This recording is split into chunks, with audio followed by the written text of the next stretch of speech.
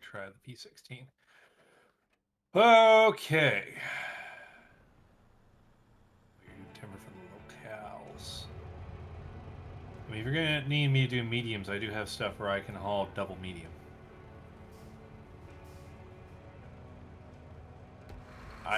I was just extending the offer in addition.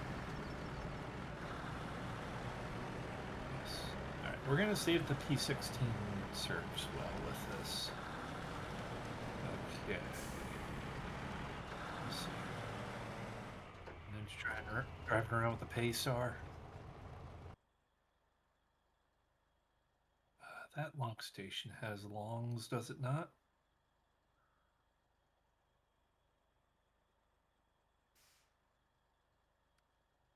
Yes, it does. And those need to go to the lumber mill. Okay.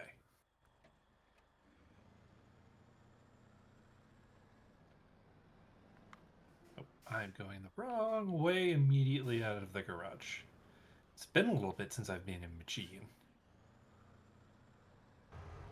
Yeah. All I have left here are some of the time challenges, and right now, I'm personally not even bothering with those ones.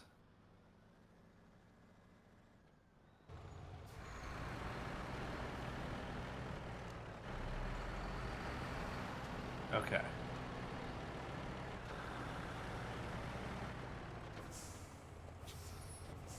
You know what? You know what I need going? I need music.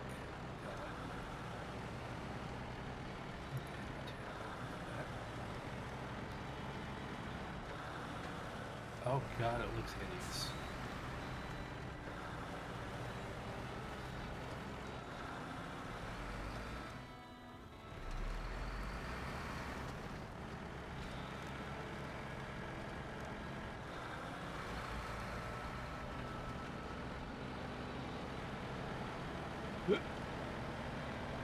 Gauge.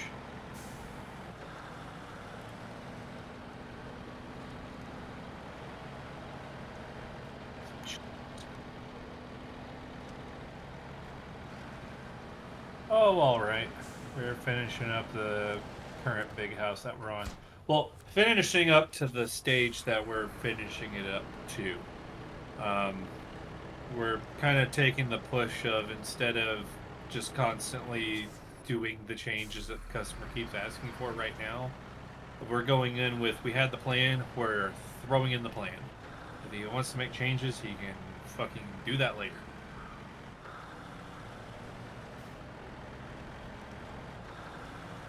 Yeah, because we, at that dream home, we did that where we kept just, as they were doing changes, we were going ahead and throwing them in. And like, even when we were tracking them, it was like I basically had to live in that house for like 5 months straight. We've been we've been at this one for, I think we'll be closing out 3 weeks, and we're just about done with what we can physically be done with.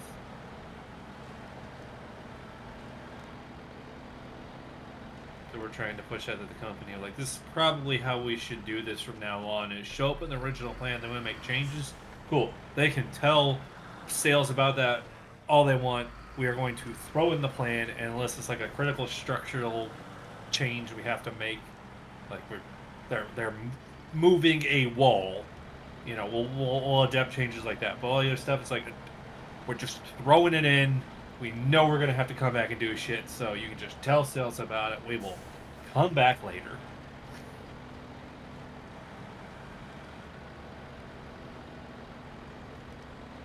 Biggest thing with P16 is not the fastest of trucks, but this is the sole purpose of the P16 is lows. Also, if you meet me on the road, you will find out that I am a very, very, very white boy. The P16 basically takes up both lanes.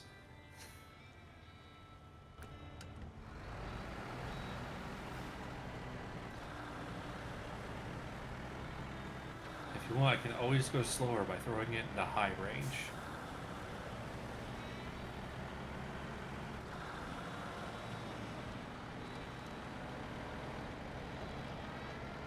No, I haven't had any view issues personally.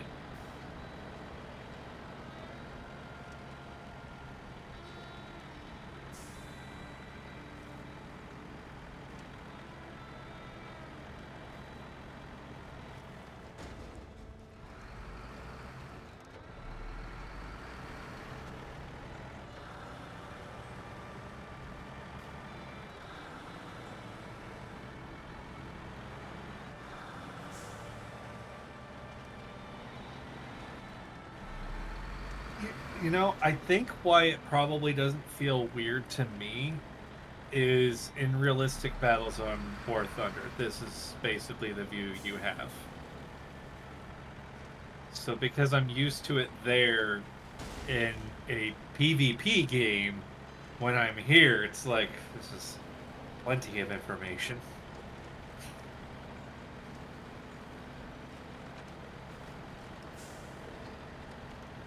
I did put a bigger horn on that thing. Oh, am I going I'm going the wrong way. Maybe the wrong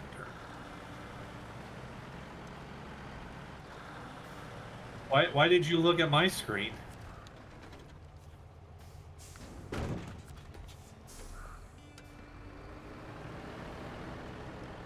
So you basically just dive straight into doing contract work?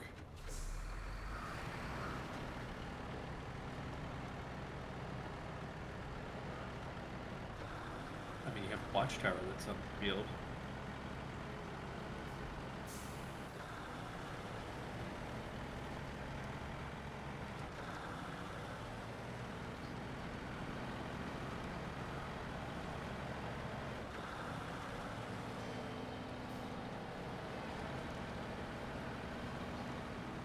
Need levels, you need that sweet, sweet paper.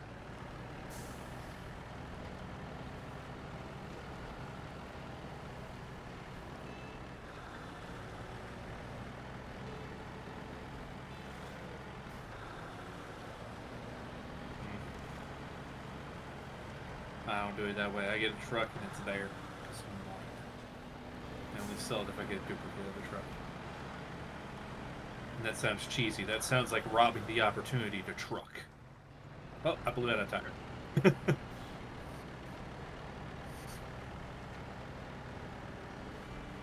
I blew out a tire and I basically can't tell that I did. Yeah, it's my front rear axle there.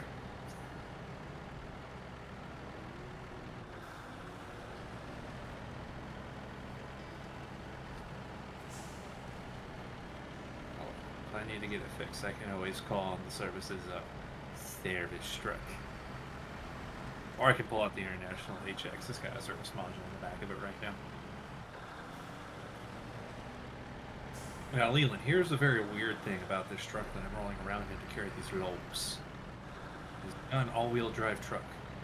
You cannot give it all-wheel drive. Nope. It's always on diff lock.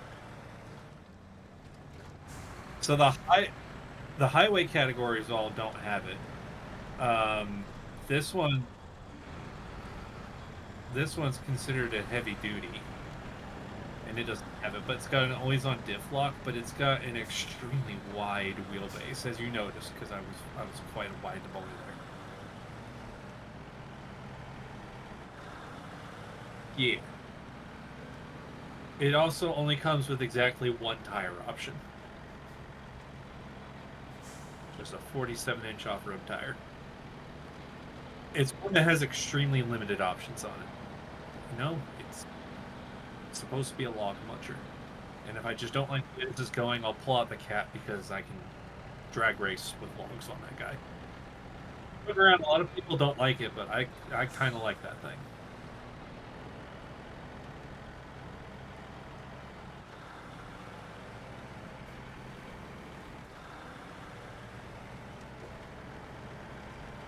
The most that have all-wheel drive. I mean, most things that don't have all-wheel drive, as soon as you hit soft ground, you're fucking dead. There's a couple things that get through it. Like I've been finding surprisingly the twin steer has been getting through a lot of muddy places, even though I don't have all-wheel drive or race suspension for it yet. Because you have to find those, you can't just buy them.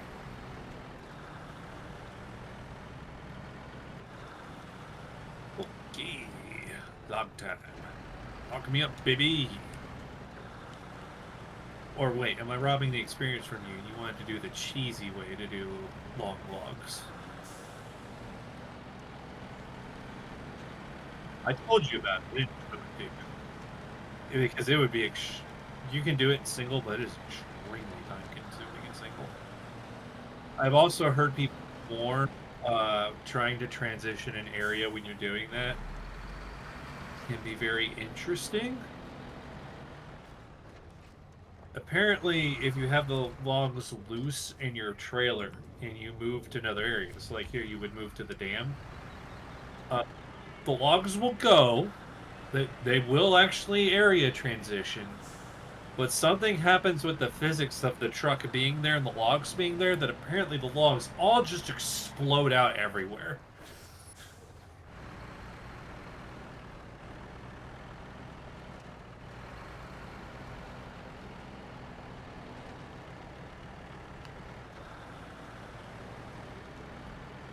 I think this is probably where's the good stuff. Trying to build that loose hill.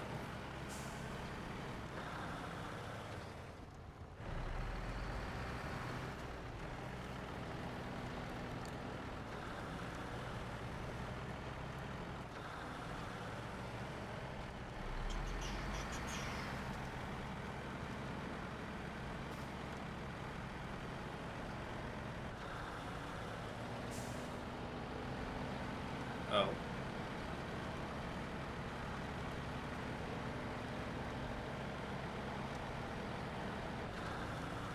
Oh, that zombie survival one that wasn't an MMO, even though it said it was an MMO, and the studio closed like 3 days after the game launch.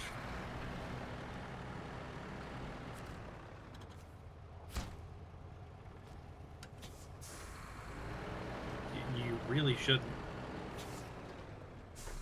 But I already see people looking at the GTA 6 trailers and comparing it to all these other games and being like, look how much it blows them out of the water. It's like, bruh, it's the fucking trailer. The fuck you talking about?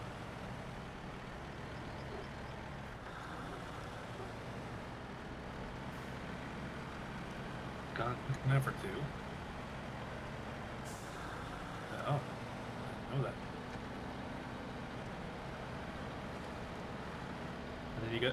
And then you got Florida Joker wanting to sue them.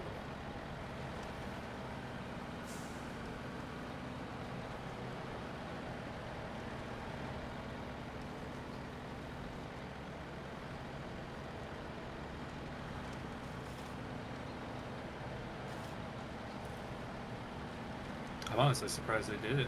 I would have thought they would have just done more DLC for 5.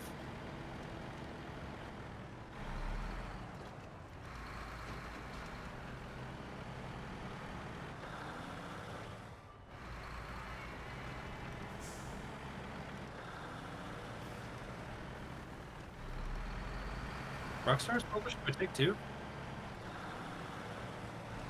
Rockstar's published by Take-Two? Huh. Didn't know that.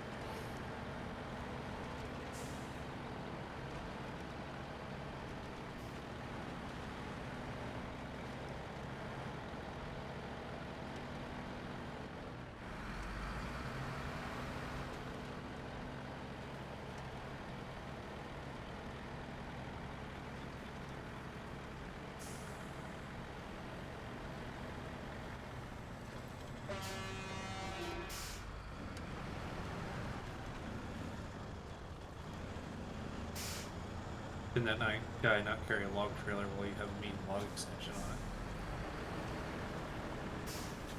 I gave you the spreadsheet that tells you what can and can't do that.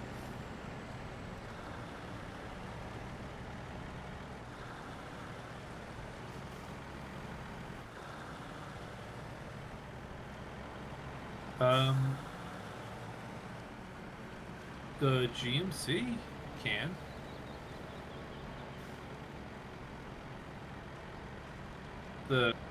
The first truck you get. I'm pretty sure he can have medium log frame add-on and carry a log trailer.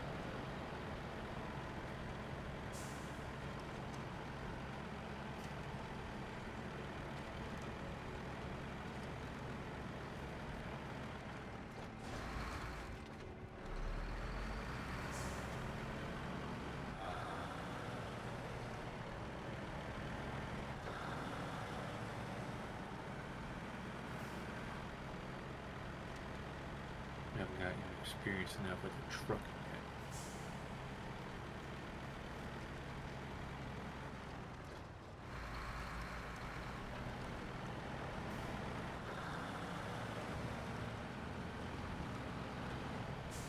I feel like my are just yelling at you as you try to come across that bridge.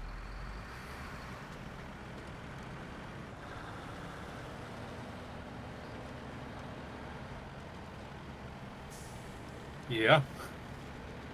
I mean, Scud truck that struggles to lift this thing. You saw the picture when I had the International. I was trying to just right this thing up on its side and how it almost just lifted the entire International while it was on the ground.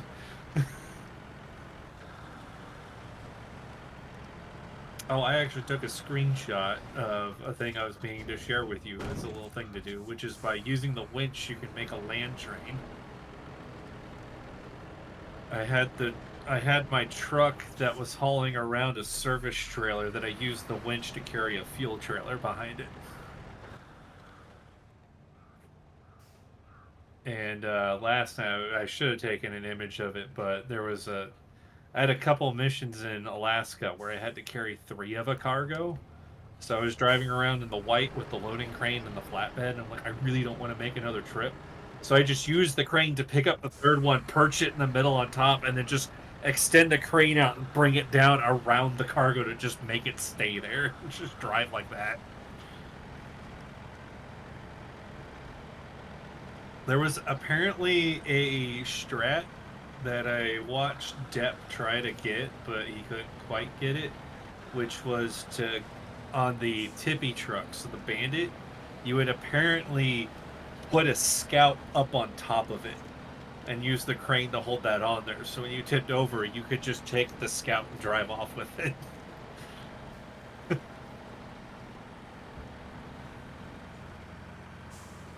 Oops, I hit the desk. I'm still getting used to having an L-shaped desk now and not having my chair just smack into it constantly.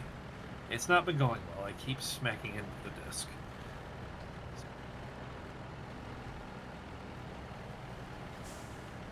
I'll figure out some arrangement eventually.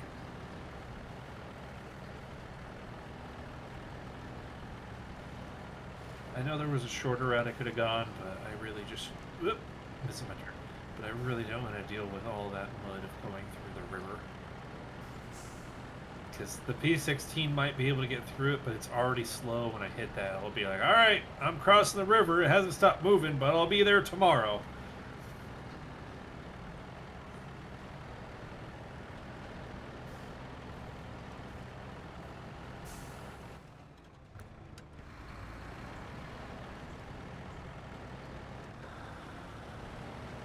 What else has been going on in the gaming sphere?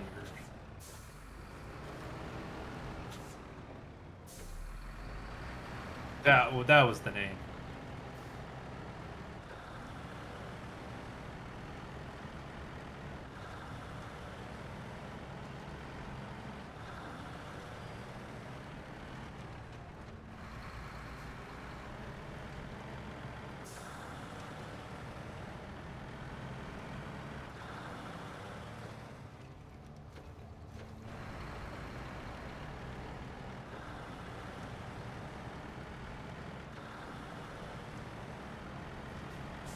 They tried to do the No Man's Sky. Our game's gonna be an everything game. Comes out. It's a one specific thing that's not an everything game. Whoa! Except for some reason when people gave No Man's Sky the pass so that it can make itself into a game after 2 years. This one died immediately. And honestly, given that it was only a couple days after, I know they did the whole post saying like they weren't doing this, but it's hard to not be suspicious that they weren't doing it. It's just a basically cash scrap Ponzi scheme.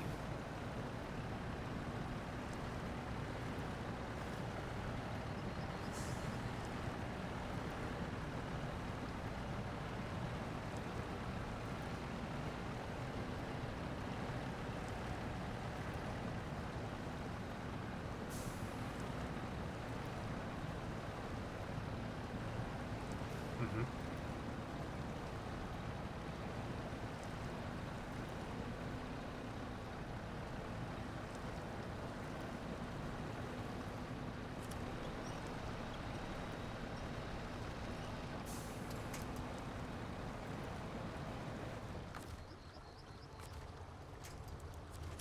I just, by the time I heard about it was after everything kind of hit and the dust was settling, and I'm just like,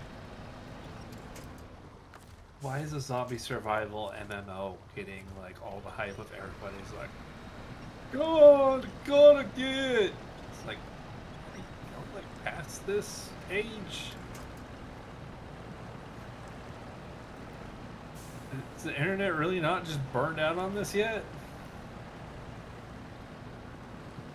Now, I'll say overall in general, I think there's a credence of after the MMO graveyard died, I think we're now starting to get into an era of. I think there is room. Some people probably would like some more MMO options now. I don't think the MMO part is what surprised me. It's that it was MMO, but also zombie survival, and that's where I'm like, is the internet not burnt out on that yet? Because there's a lot of them.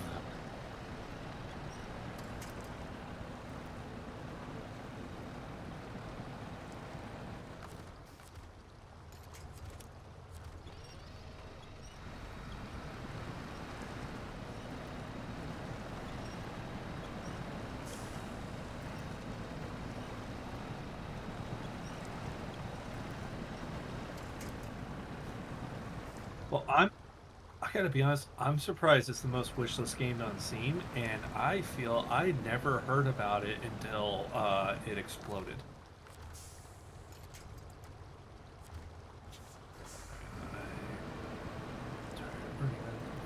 Where are you? Here we go to save the day! Oh, wait, I'm doing recovery. I gotta be official. Oop.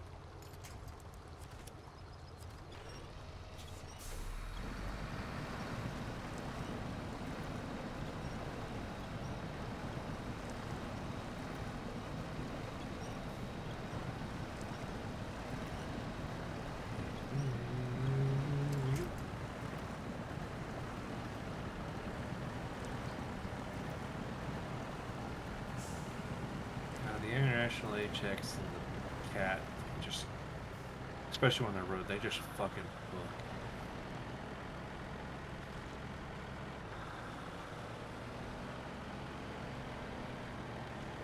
I feel those two trucks. You can actually get quite a bit out of them, but a lot of people just don't want to because they're a DLC truck. You get them away like immediately, but you have to get to what rank 14 before you can give them all-wheel drive. So I think a lot of people are like, oh, they're shit immediately. And it's like I waited to use it because I decided I wanted to use one of them for a task, and when I got it, it's like, fuck, man, I like these things. Like, especially the cat, the thing just zooms and it's got really good fuel efficiency.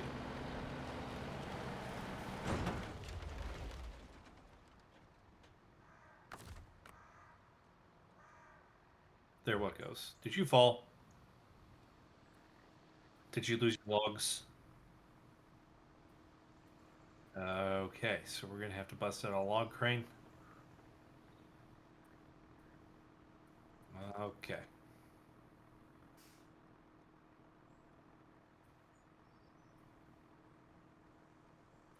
Am I gonna need to get the service stuff over there?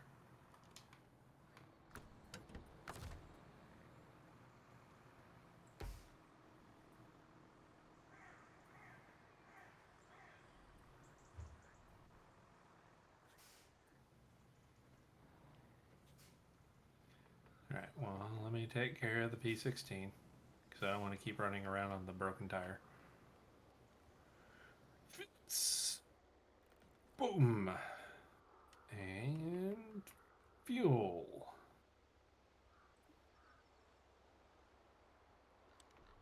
There you go. That is right. All right, where is the Leland? The fuck are you? What the fuck are you doing up there?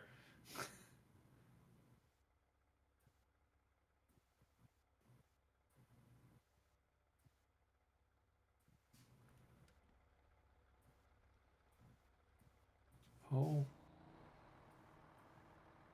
oh my Jesus! I just saw you going that route, and I'm like, the why? Why are you there? You're complaining that you can't get through obstacles, and you're going through probably the hardest stretch of road in this specific map.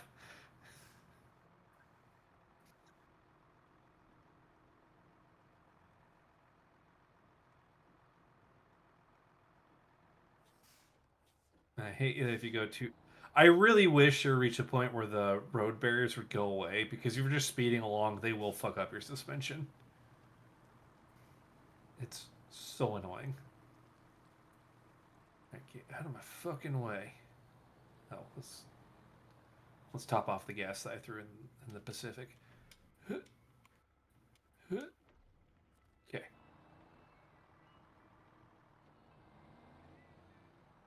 I'm coming.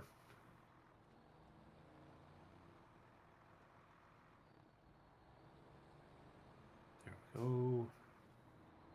I'm coming, Lena. Don't worry.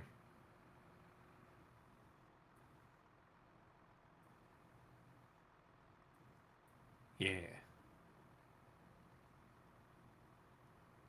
but then I'm probably gonna need. So like they've come completely out of the frame, or are they still in the frame? They're just unpacked. Okay, so if we write you properly, they should be back in there. And I will admit that I have been in instances where that happens, and I've definitely used the saving truck to just kind of use the nose to nudge the logs back into place so I can pack them. It's a good thing the needing to pack the cargo, especially for logs, is abstracted in this game.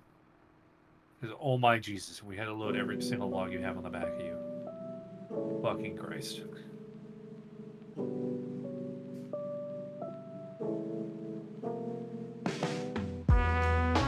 coming. I got my beacons on. The beacons of safety and rescue.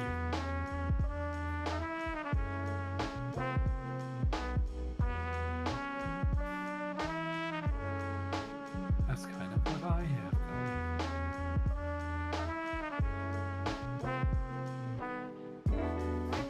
going. Yeah. I think I ran over that wooden sign, but that's what gets for being made out of wood when I truck. Loose stones.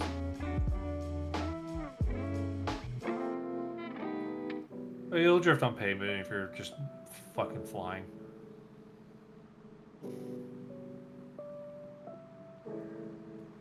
I see a tipped truck. It looks so sad.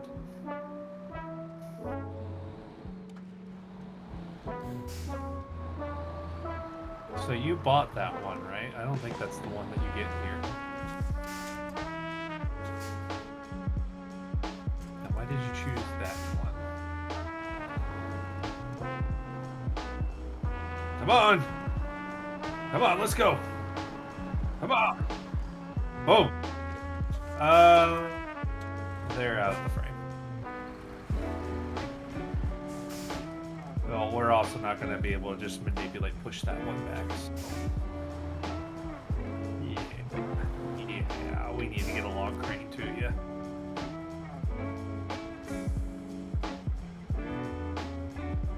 I'd rather do what?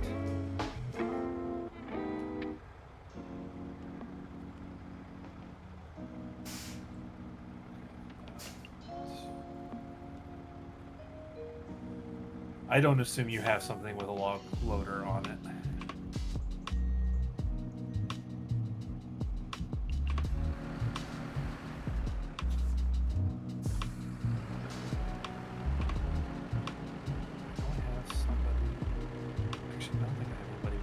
log. I think I just had it. Fit the log crane? No, it fits the log crane. Long. So, we can use the 4. I don't need painted tires. We're not riding over ice out here.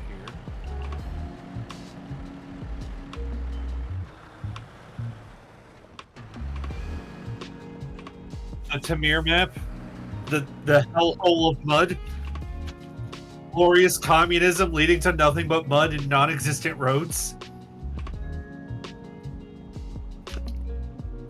Yeah, I got there and be like, these people are just mud farmers. Communism fucking sucks.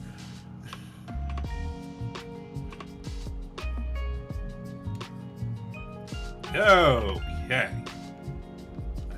Out what the best way is going to be to get over to the Leland. Oh, and we're doing recovery soon. Yeah, beacons.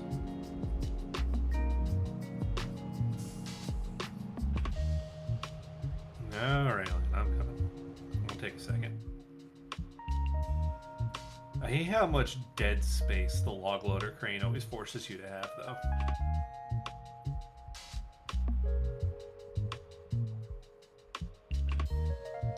No, it's a very small set of trucks that can have the medium frame and a medium trailer.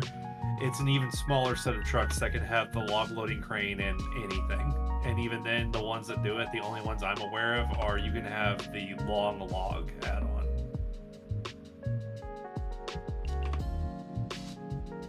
Which can be helpful because if you tip, that's the one where you are definitely going to lose everything.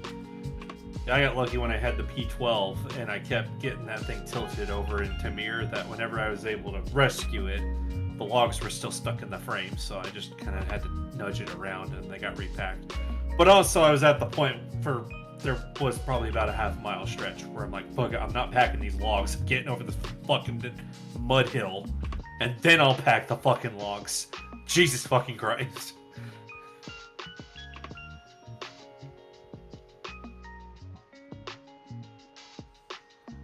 Elise is a quick boy. So there is that. So you just need to sit up there and just think about your life choices. Think about everything you've done that's led you to this point of sadness.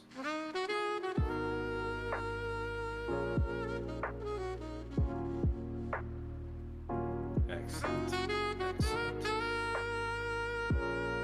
Now for Friday, we're doing board game night the rest of the year, yes? Okay. That's also what I was thinking was happening, so I just wanted to be sure I wasn't just making assumings.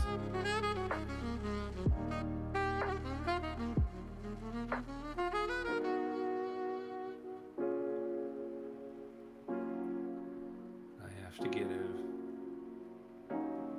So I know that everybody keeps saying for doing the one-shot, don't make characters, but I'm going to be making characters for mine because what I need it to be doing, I'm going to have to make them. It's the only way I know that they'll work properly.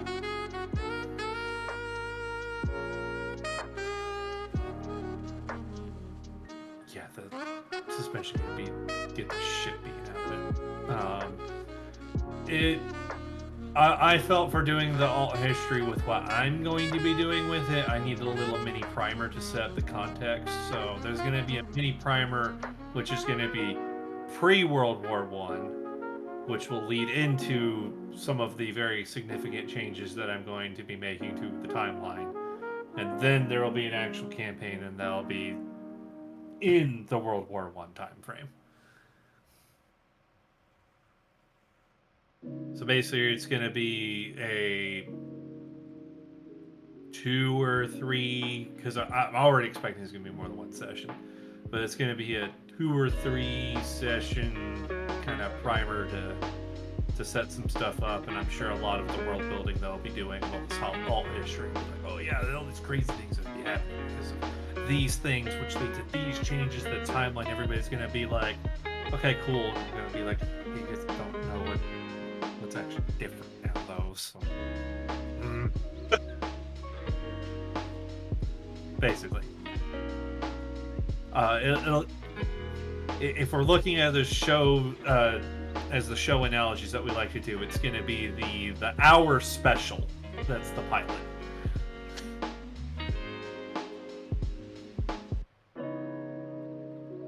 And then you'll get the regularly scheduled 30-minute shows, which in the modern day, with all the commercials in, is about 14 minutes of show.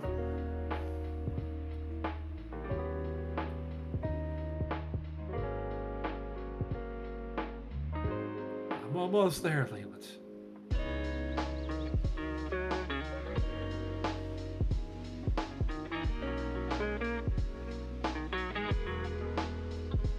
Keep going. So look at that. I got all the way up here and I use 6 gallons of gas.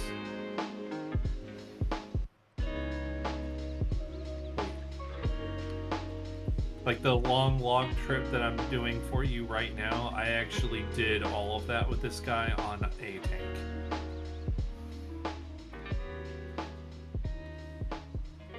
Okay, I need to be strategic about positioning because using the crane with the logs is a lot more cumbersome than regular cargo. No, because I need you to not get too far away from that one on the ground.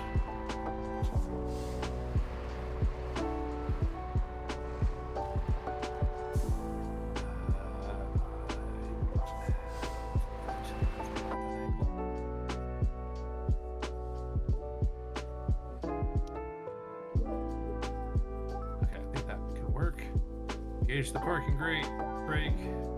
We'll do more contact with the ground. Activate the anchor. Open the crane. Okay. Oh my god, Leland, what the fuck? What the fuck did you do?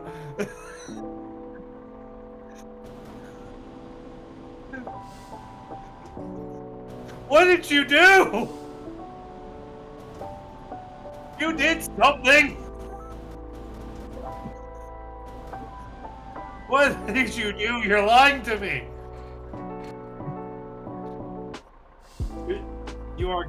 You are gaslighting me right now. You definitely did something.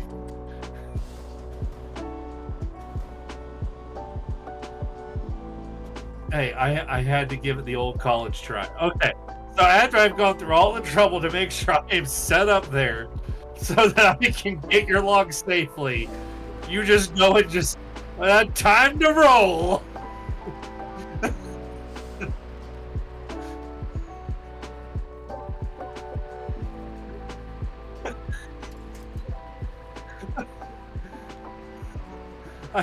I can't believe you've done this.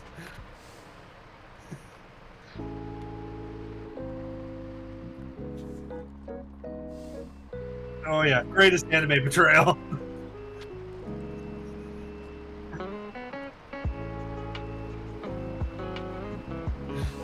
How dare you try to help me? Fuck you!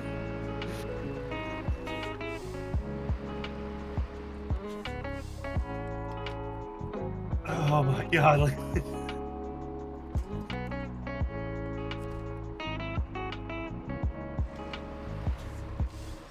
that's an interesting quote. The good news is you're also a truck. All right, so all right. So how about you pull away? I'll set up the crane because I don't know if maybe because the logs being there and I set up the crane that it thought something weird was going on. Because I don't know if you noticed, if you've gotten close to cargo that's just kind of hanging out and you pull out the crane, the physics activate is what it feels like. So maybe it was doing a thing like that.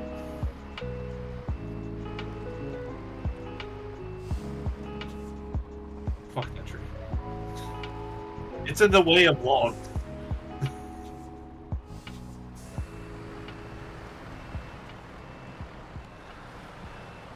Well, to be fair, first saw this game being played on the WBPL, which is famous for playing games with jank.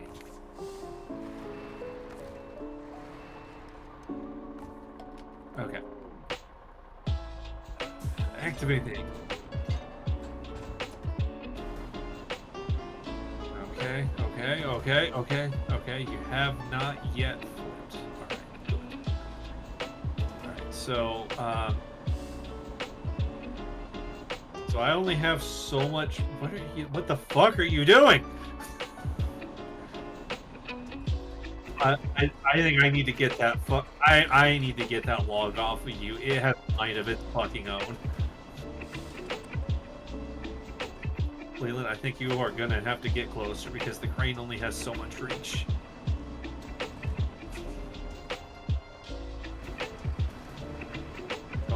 Don't fall over.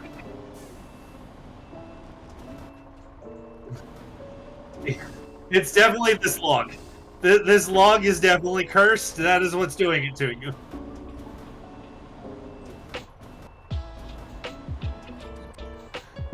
Well, it's not going to get fully exercised because it's just going to go back. What the fuck?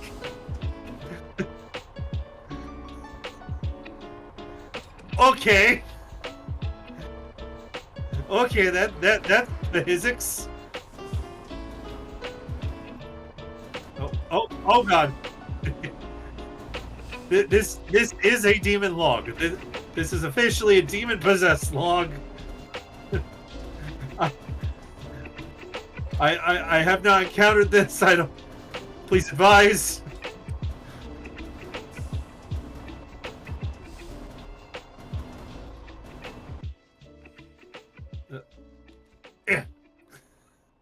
Oh god. Oh god. Careful. Oh. I is it free?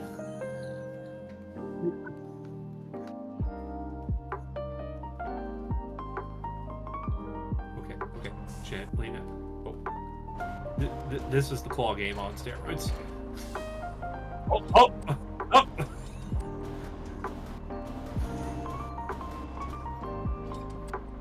It's teleporting.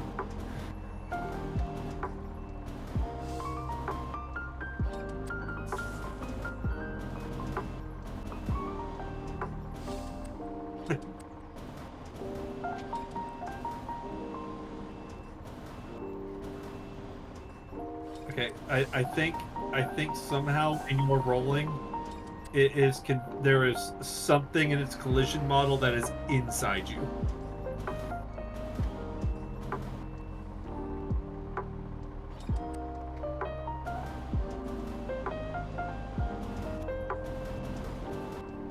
I don't think it's going to pack in where it's at. Okay.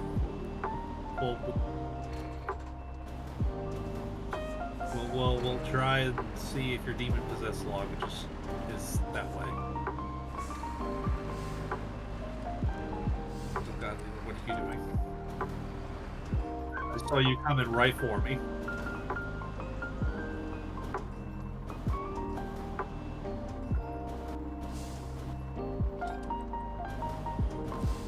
So the biggest thing that makes the log crane annoying is the actual claw is basically just on a freestanding dongle. All I can do is twist it. God, your demon log is just freaking the fuck out.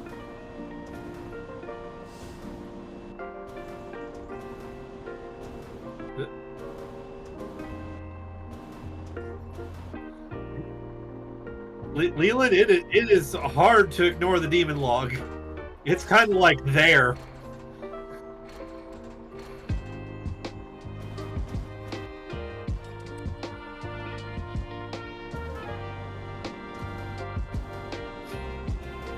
Oh god, it's being possessed as well.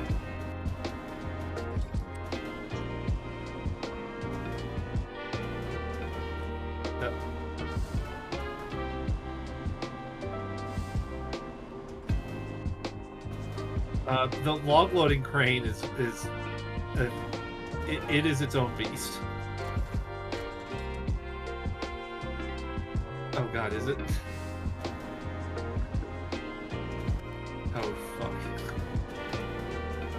Yeah, the long loading crane is not a fun crane. No, we're already in. We're committed. We have to do something about the demon. Oh fuck! It got under the ramp on the front of your trailer.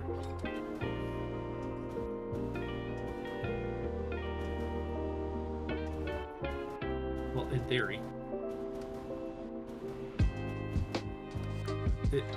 It's also difficult because the crane does a whole thing of, depending on the angle that you're looking at, it will affect the axis of control that you have to do.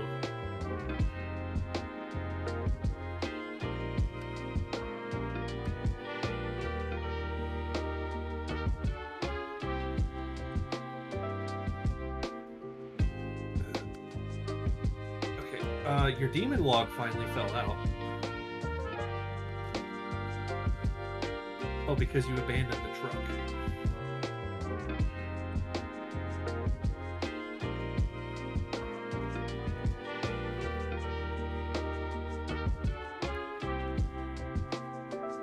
So you're saying you were the problem?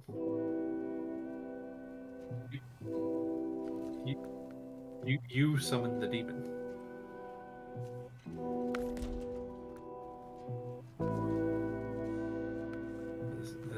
This is going much better now. It's going much better now that there's not a demon log in it.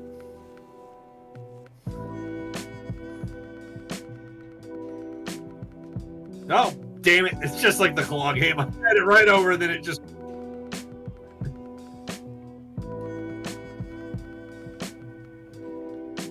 Unfortunately, I am not a claw game wizard, so I do not have a special set of skills of which I can just call upon to just make this work.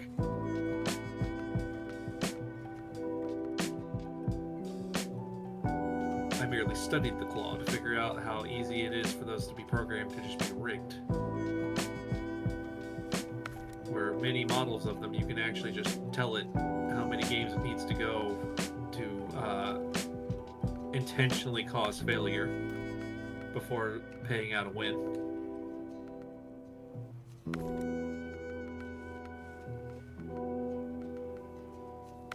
Because that is the thing with a scam, is you don't want it to just always lose, because then everybody's just going to get turned off of the scam. No one's going to come back. It has to do a win sometimes.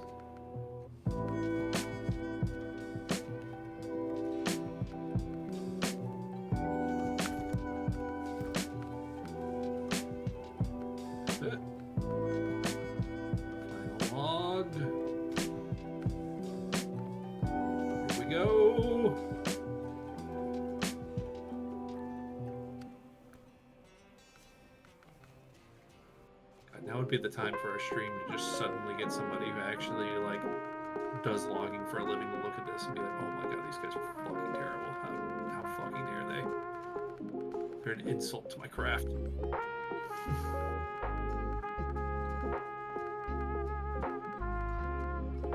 Yeah, now like I'm doing all this stuff of like just getting over like, oh, it's close enough and just drop it. The people that actually do this, that whole big Jenga tower of logs that you drive around with, yeah, they had to sit there and put every single one of those fuckers in the back of that with this whole thing. I'm glad games like these exist to let people actually respect the trade some. Alright, Leland. I think I may have it.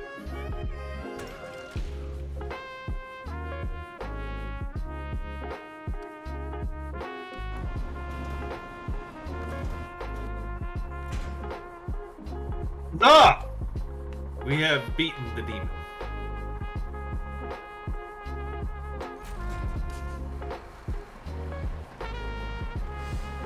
Yeah, could you imagine if I had to load every single one of those motherfuckers there? Jesus Christ.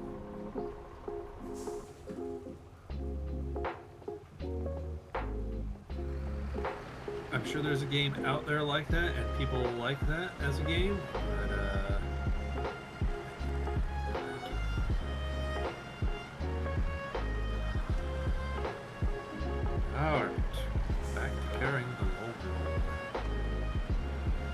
I've seen that the logging missions are apparently the very divisive issue in this game, where a lot of people just fucking hate doing the logging. But then I look at the logging and it's like sometimes it's nice where it's just you just don't want to think and you're just making multiple trips along kind of the same route, so you're not really thinking, but you're just like doing something. And man, the payout for the logging missions is like always huge.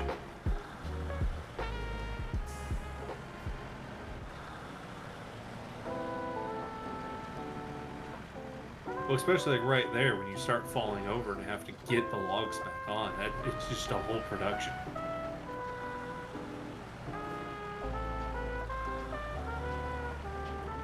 And then I think where you get the Amaterasu, that map, you actually just have to go find logs that are on the ground and you have to get them picked up.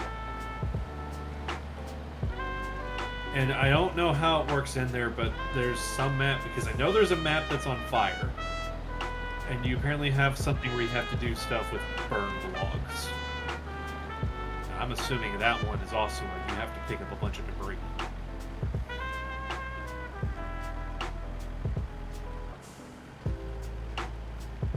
A little over 100,000 money. I figure out what the fuck.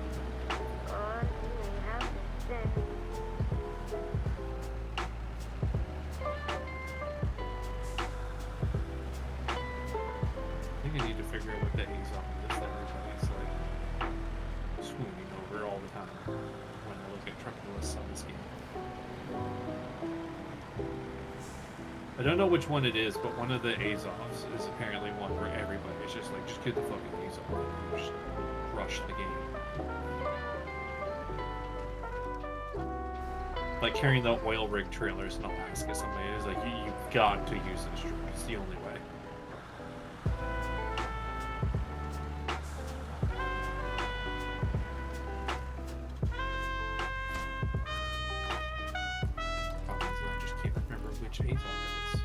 What are we doing back in the garage?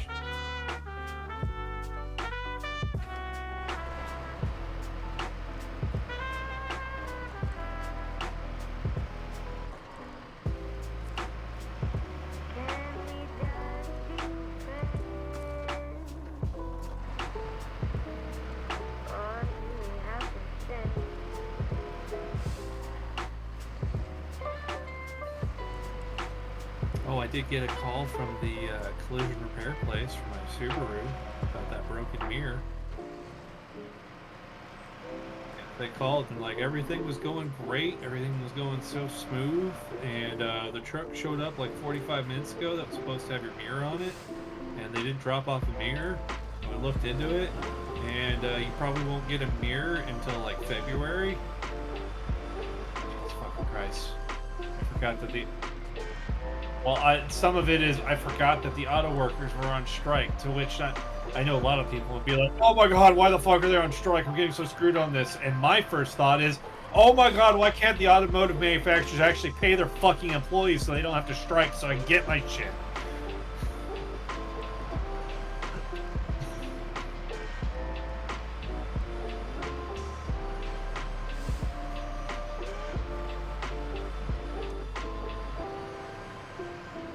Yep.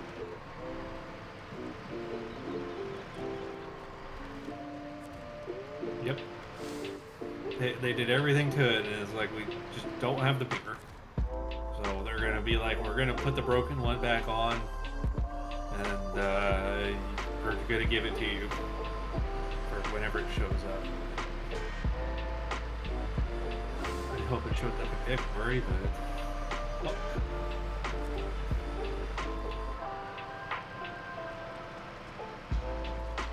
And when he explained that the way the chain works is that it's the factory has to make it, which will then box it up and ship it out to a dealership, and the dealership will send it to them. To which I'm sitting there almost like, so you said it's going to take like half an hour to do the last part, which is replace the mirror. Should I just find out when the dealership's getting the mirror, just go over there and have them slap it in? I mean, it's on insurance. I don't give a fuck if it's more expensive, because fuck that insurance, because I've also dropped the insurance they're on the hook to get this car fixed. And after that, I'm fucking done with State Farm. So I don't give a fuck what they're paying.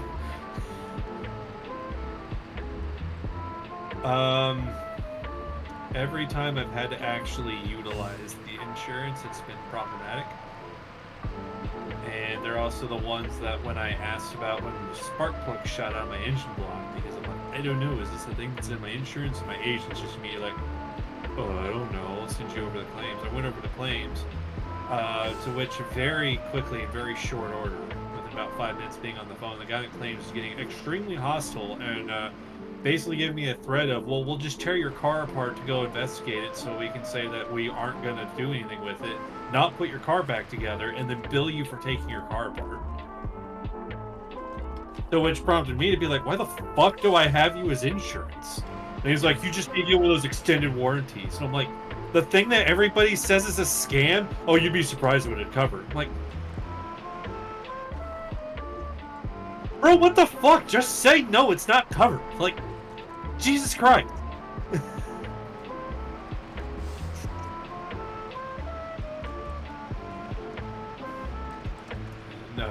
Mike's fiance, she had State Farm and she got in a wreck, and it's been an absolute fucking nightmare to process anything with it.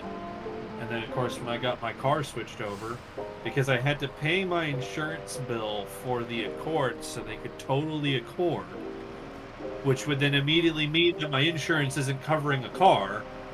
They told me, it was like, well, you just get a new car and your insurance will have it covered. So I got a new car, assuming everything was fine, had to use it. They're like, well, you didn't call us, so yeah, we can't do anything. And it's like, you told me this covered it. So then I had to call them and figure out what the fuck's going on.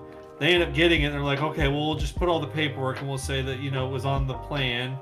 You know, we'll backdate it so that way it can actually get covered for the thing you actually need goddamn insurance for. It's like, okay. And then I do that, and then they're sitting there like, yeah, so it's not actually covered because this is for the wrong car. And I'm like, you guys said it swatched over. And then I get a call back from them. It's like, yeah, we're just waiting on your payment so we can cover that car. It's like, the insurance I already paid for, you guys said was covering the car. And the guy's like, oh, hold on a minute. Go silent for a bit. Oh, yeah, I see a note here that says it's covered. I'm like, why can't you do fucking paperwork? All you do all day is sit in an office staring at paperwork. Do fucking paperwork! And then they do that, it finally gets sent over to the collision center. It's like, cool, I'll get my car fixed. Get it all set to get over there. They call to confirm. It's like, so I see the policies for an 07 Accord, and it's like, yeah, I paid for it, but I have a 2024 Subaru. And they're like, so this isn't an 07 Accord? No, I had to pay for the policy for an 07 Accord. I'm bringing in a 2024 Subaru then. Okay, well, this is for an 07 Accord, so we can't do anything. And it's like, what the fuck? They said this covered it. And then I had to call, and then they're like, well, yeah, it does cover it. I'm like, okay, then why are they telling me you can't do nothing? They're like, well, we'll update it. And then I get called from some guy at like the corporate collision repair, and then they're like, so what's going on with this claim? It's like, you guys told me you couldn't do anything. Explain the whole situation. He's like, well, can you give me the VIN number? Gave him the VIN number for the Subaru. It's like, well, this is the VIN number we have. We're like,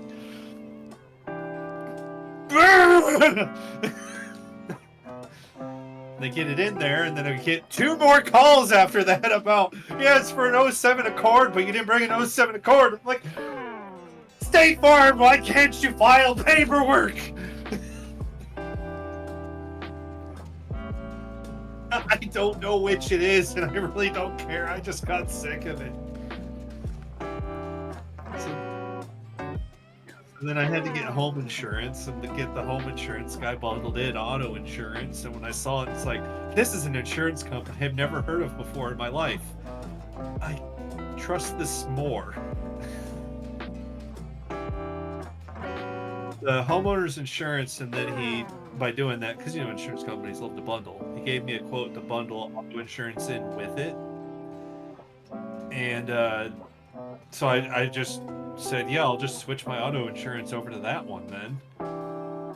And the insurance company was an insurance company I haven't heard of before. And for insurance, when I saw that, I'm like, I trust that. For some reason, insurance, I trust more the company I did not know exists than the one that I know exists and has all these ads everywhere that I've had problems with.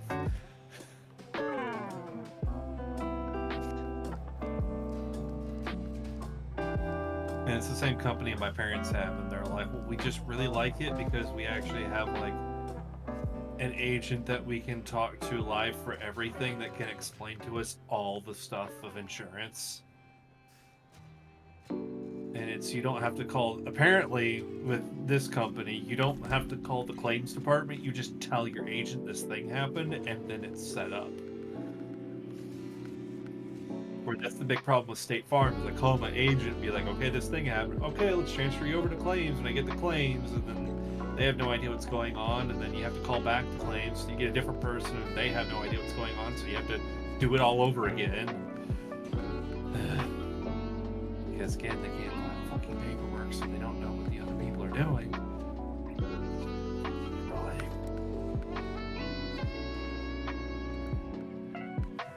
About to deliver your fucking logs.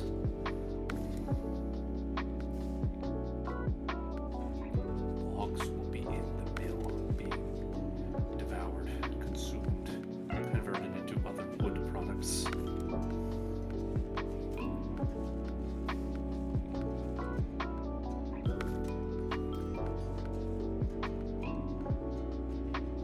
It would be fantastic if we could figure out how to grow trees to a usable state so much faster. We wouldn't have to keep cutting down new forest, we could just keep reusing the same forest over and over again. But that would require doing genetic modification of the plants, which everybody's like, oh, you can't do that, it's so evil. And then you're like, without doing genetic modifications, half the stuff in your fridge would be inedible.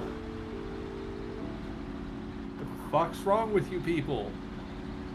And I literally had a guy that I worked with at the last company that made the argument, because I was telling him about the GMOs, and I pointed out all the things that are actually GMO that claim that they're not, because the regulations of calling yourself GMO or non-GMO and calling yourself organic or not organic are fucking jokes. They're completely meaningless.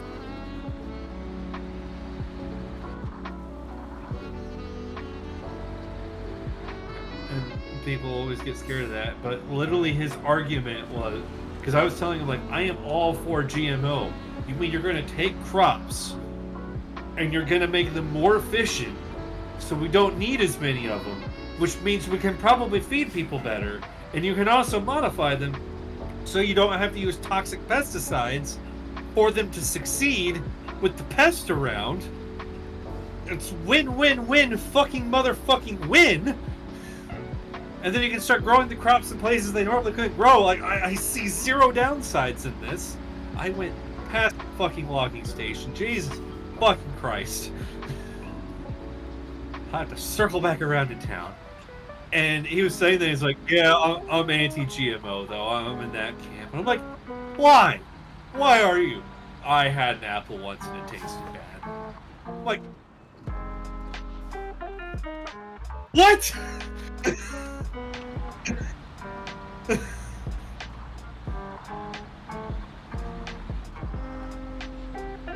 Said he had a nasty apple. It was a GMO. Like, how did you know it was a GMO? What made it a GMO? How did you know that it wasn't an apple that you just wouldn't have liked anyway? There's many varieties of apples, and some people like some varieties, and other people dislike those varieties. And it's like, that is such a terrible way to decide whether something is okay or not. Oh my god!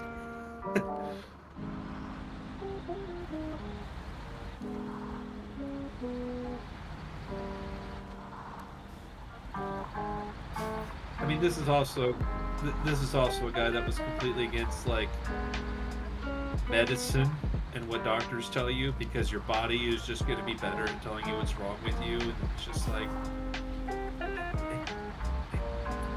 it can only do that so far.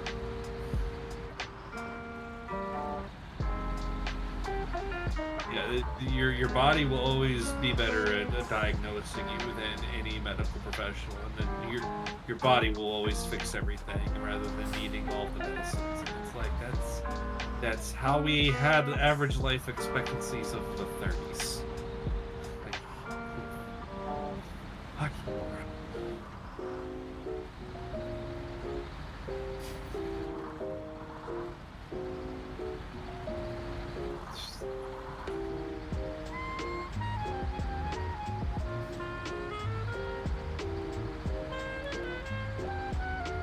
Also, can you imagine all of the ailments that we have that people have that a doctor can diagnose and give a treatment for that your body will never even fucking notice as a thing?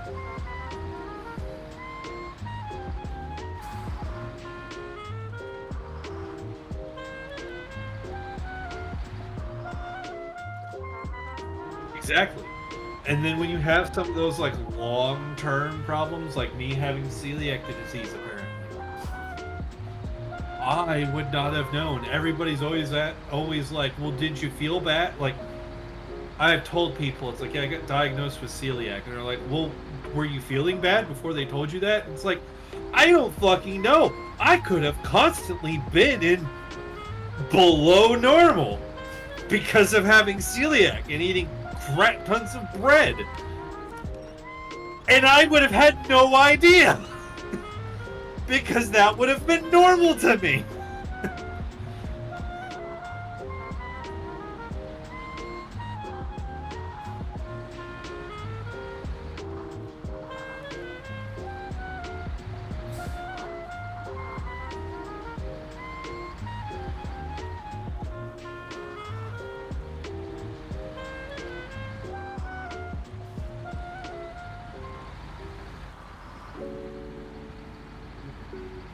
Oh, fuck! Sleep apnea is the perfect example for that. I had no idea whatever I was experiencing with sleep was apparently not normal. And then I was told I had sleep apnea. And then they're like, try a CPAP. And I'm like, I basically always game to try whatever. Like, as I'm a fucking guinea pig. Well, we're going to try anything, we'll just try it because we'll see what happens. Sleep with a CPAP. Oh my fucking god, is this what normal people are like? Holy fuck!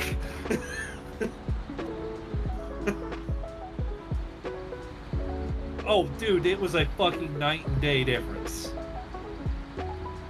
Now, it was a very big change when I first had the CPAP and tried it, but the one where I really felt it was that first night I went to sleep and forgot to use the CPAP. Then it's me like, oh, that's what it was before. Never again. Are you forcing the sun?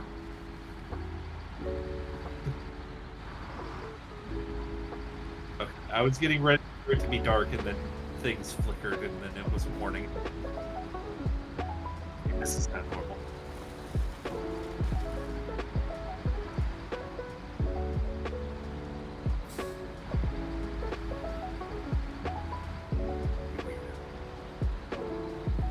Truck at night was probably. You will fucking truck at night.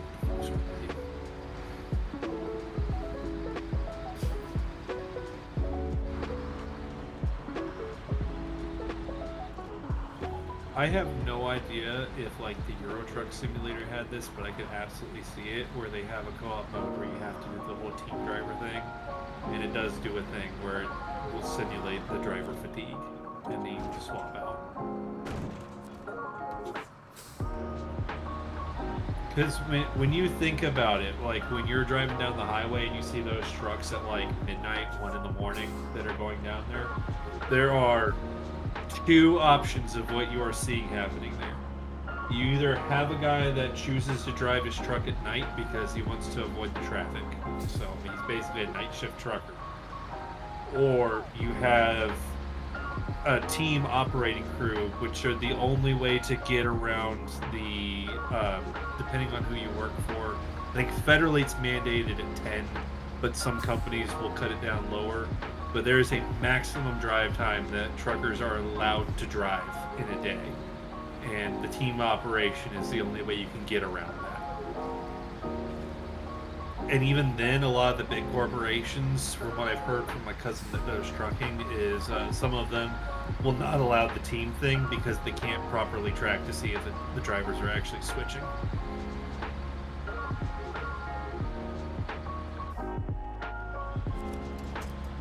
Well, it's what is happening.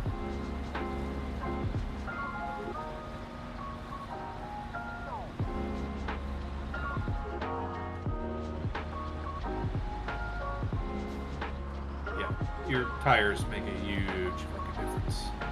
Huge.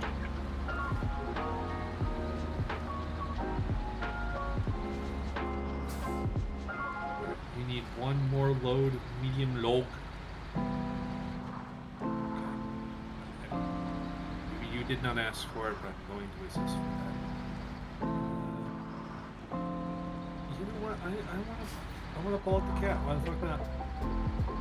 Why the fuck not? Let's pull out the construction equipment.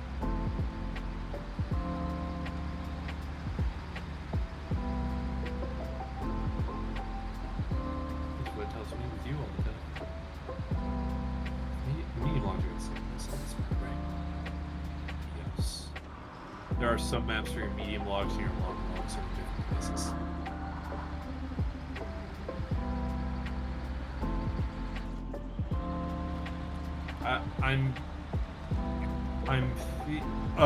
Actually, it's the Smithville Dam does that.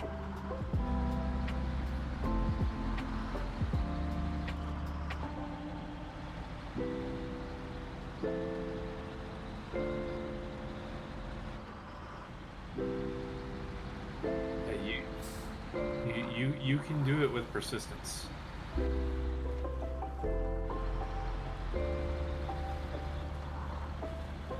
That the nice thing with this guy is.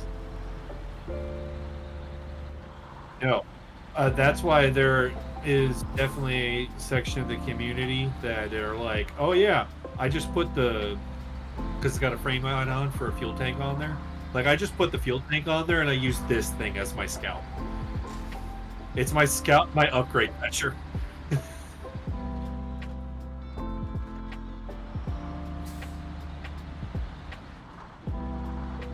I definitely feel that is the point that you eventually reach on some of these maps is when you get to that point where your trucks are good enough where the scouts are just, there's no point to the scouts for you.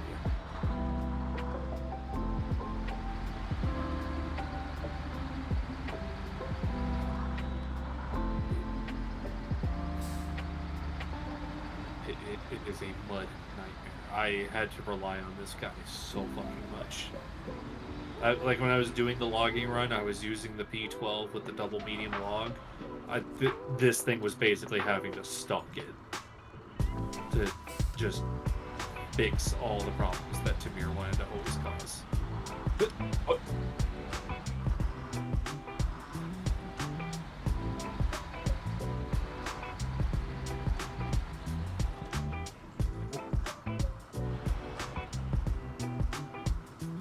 Leland. You're in a different truck. Which one is that one?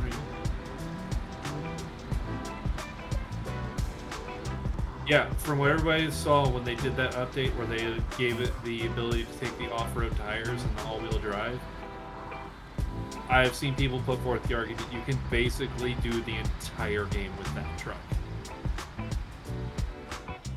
And as far as I can tell from what people said, it's the only one in the highway category that can do both off-road tires and an all-wheel drive.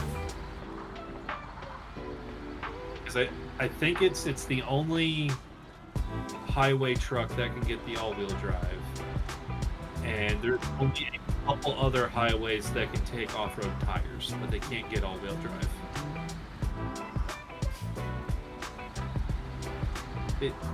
Having the highway trucks in there really makes me feel like they were probably intending that the point of this is you would do a lot of the jobs and the contracts, and as you do, there'd be more and more pavement getting laid.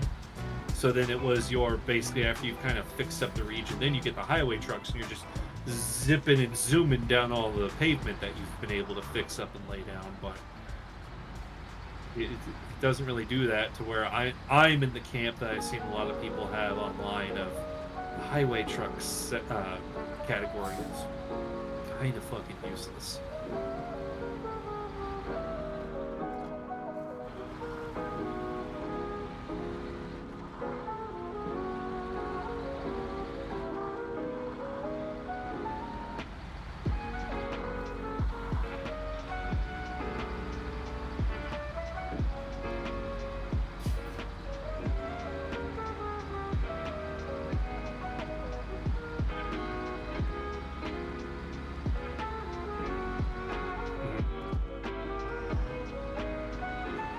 You get some of that, or especially on some of the other maps, you have to do the jobs to like open up the garage, put bridges down.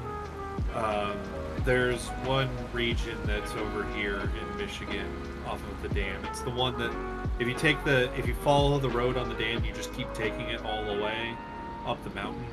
That region you get there, you have to fix like 6 bridges in there to make that region even usable.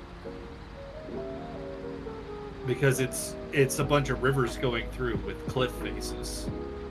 So you can't just go around the out bridge. You have to fix the bridge. You can't get around it. And that one definitely felt like it, but then it still just has the mud pits that could never go away. So it's like it's not quite fully realized what they want.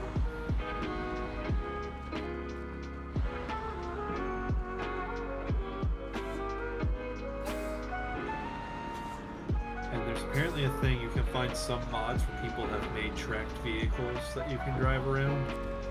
There's a very large part of the Snowrunner community that is heresy! There can be no tracks in this game! Heretic! Yes.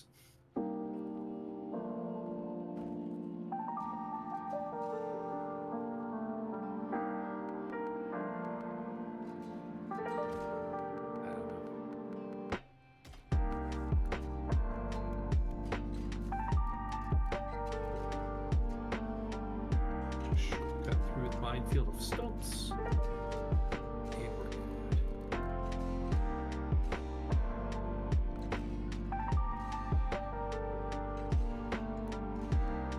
Yeah, the GMC's a highway.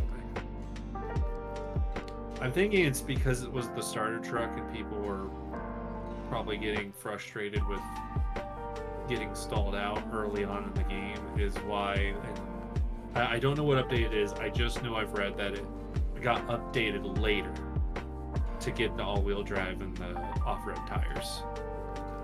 That's why when you think about it, if you think back to the tutorial, it mentions that the highway truck won't get those, but that truck can get those. It's not right away, you have to unlock it, but it can get them.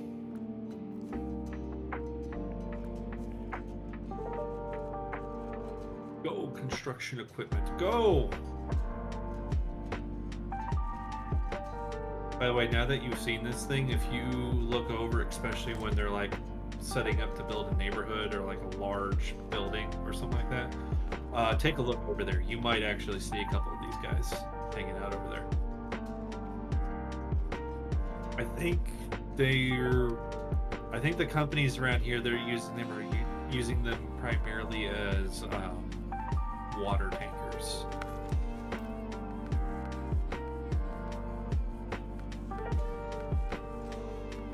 I know I've only seen them with some kind of container thing on the back of them. And that's my working theory is that it's water. But I know when I saw it in this game, I was immediately like, wait a minute, there's like been 3 of these camped out at Holiday Farms in white and clearly very heavily used because well, they're like 2/3 white and then a third stripped off paint.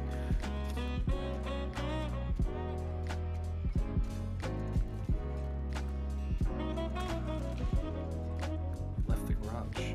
What are you doing out of that garage?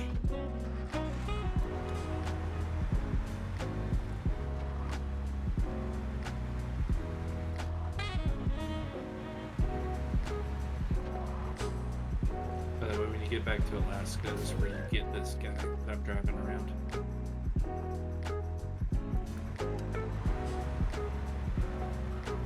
I don't know if you went ahead and rescued him or not.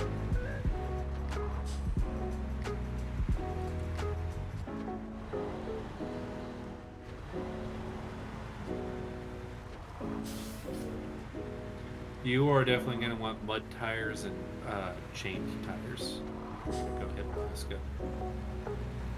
Because Alaska's got a lot of pavement, but if you don't have the chains, you'll like go up on a hill and then you're just stuck, not able to climb the hill. Or you will slide like crazy. But you can deal with the sliding if you are really careful and know what you're doing.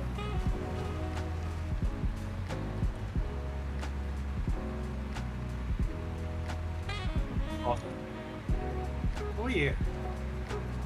Because I'm probably making this thing go faster than they normally go.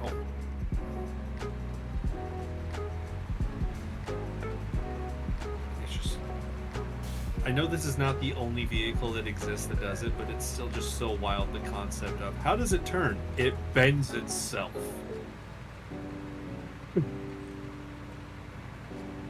Because I don't know if you've ever seen it, but there's a couple countries that use them, but there's a series of basically a little supply truck, and I think Antarctic expeditions use them too.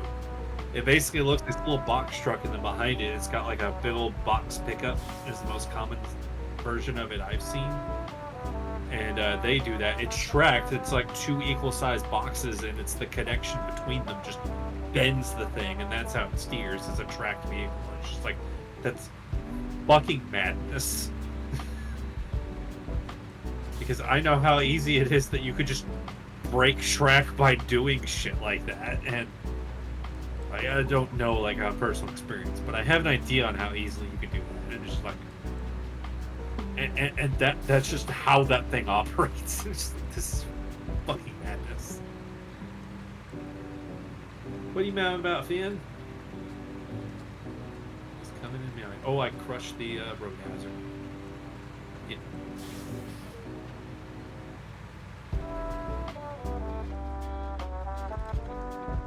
You keep saying you can hear him in the microphone, which was really cool when you decided to stop making a background noise.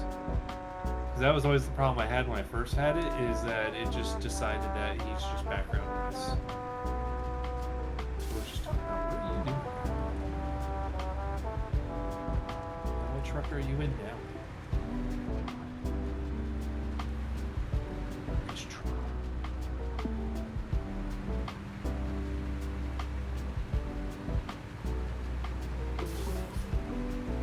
Which truck is it?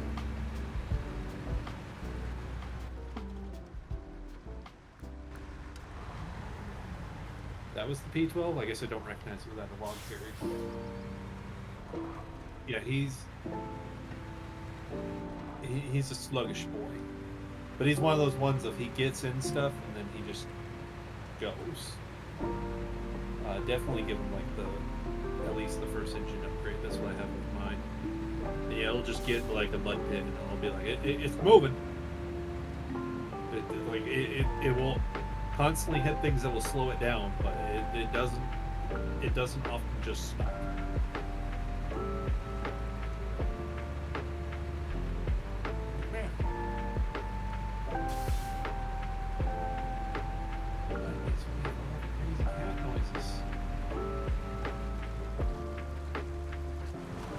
It's like when I've tried to take you in the car, actually. I'm sitting here trying to drive a truck, and you are perched on my neck. He has his front paws and kind of his torso up on my shoulder. And he has his back paws down on my stomach to push him up to put his midsection on my neck. He's just trying to basically just wedge himself in there. Because the cats are fucking weird.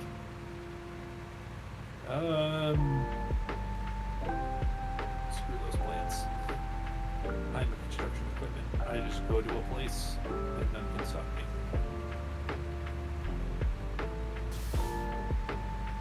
Now, I was gonna run into the building, but I had to give myself a little bit of backup, so I just bend around it.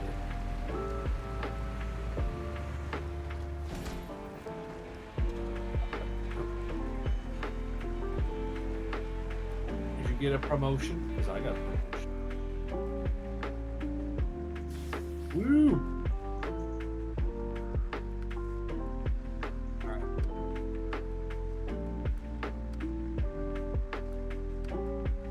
Alright, what's next, boyo?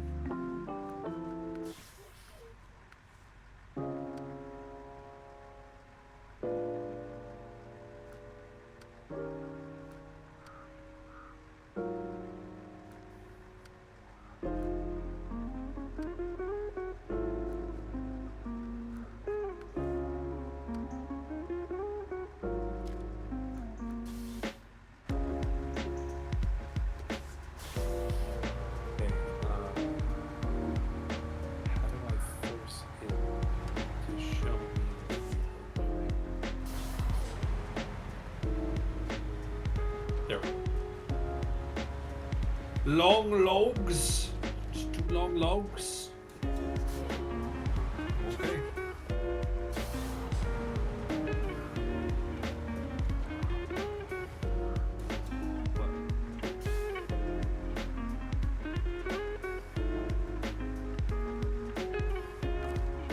Because they didn't want to put in them exploding water out at you.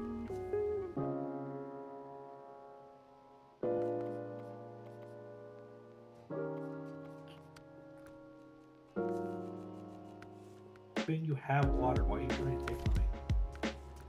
I don't know what it is, but like if you're sitting there and you're drinking something, like say you're drinking something out of the cup, then it's just kind of like, whatever. Pick up a bottle of immediately. What is it? I need in there. I need that. I need that in my life. Bring me that liquid.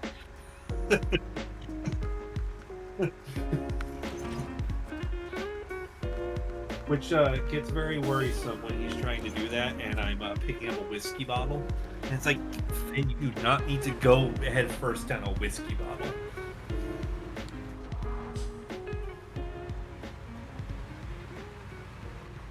He should know that. V16 was fun. I need something faster. Meow!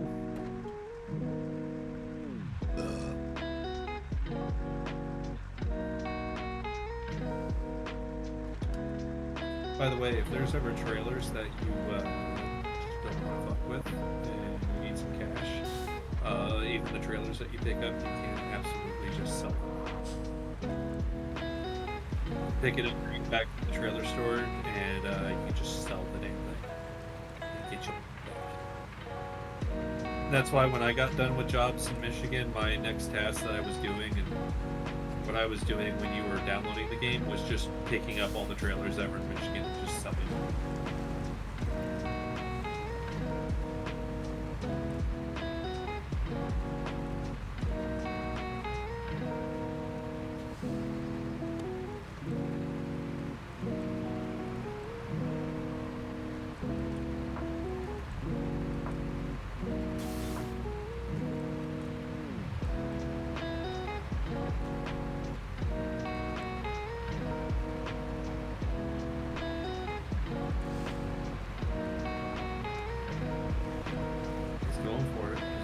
Trudging through the mud.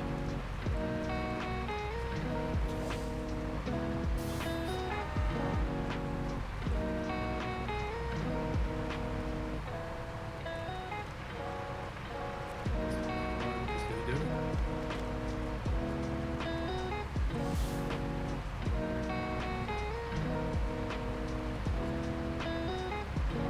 Because I got mud tires. The all-wheel drive, the thing's just fast.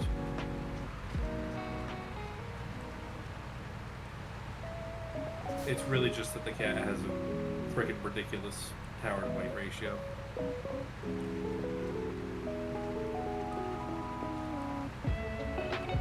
Can't. It's hilarious when you're going down a road and you have this trailer behind you because the trailer just is trying to keep up and it goes flying around all over the place.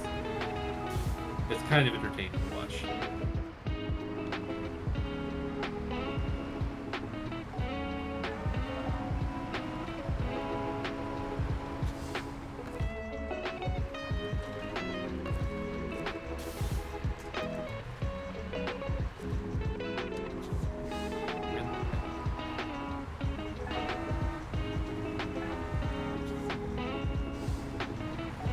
It's a slow boy. It's slow and methodical.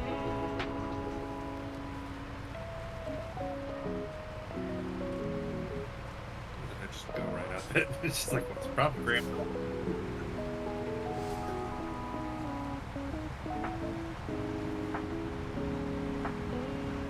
Are you telling me I should have had the P12 as well, and we could have had a P12 off?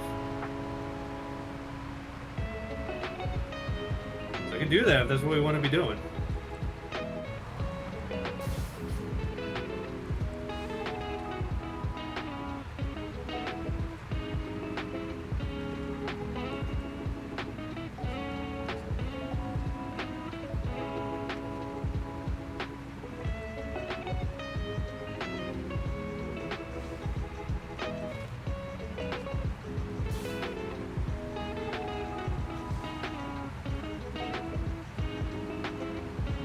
Trailer, just zooming.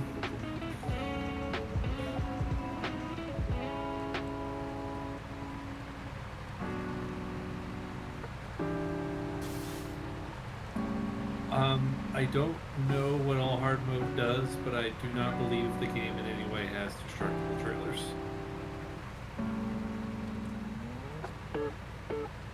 It's just like how you can break down the modules in the trucks, but you can't like actually like destroy the truck.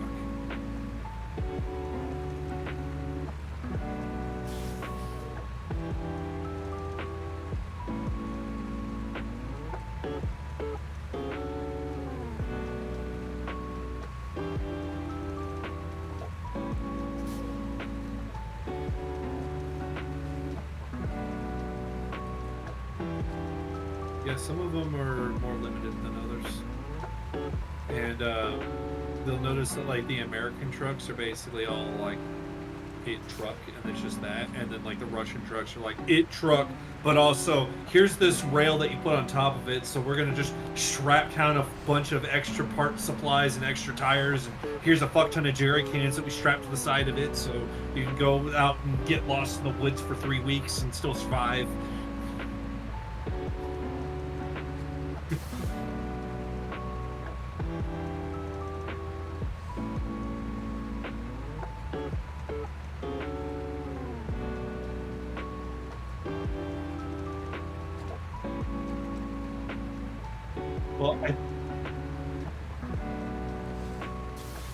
Well, I think what it really does is show off the state of the infrastructure, because like all of the American-built trucks are basically meant for it's going to be on a road.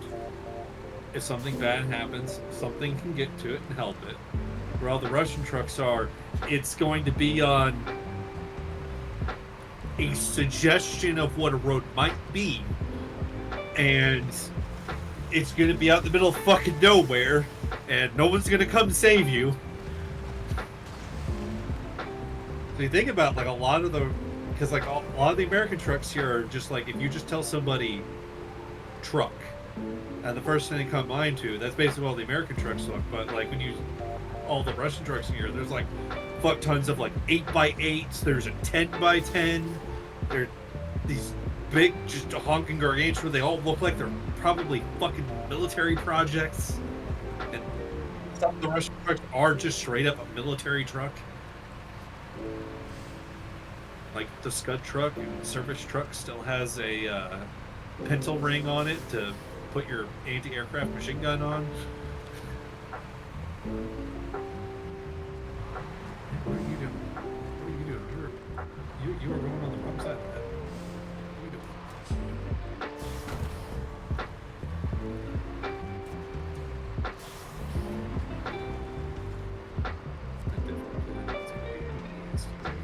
I do not know why every single log station needs to be in a pit of mud.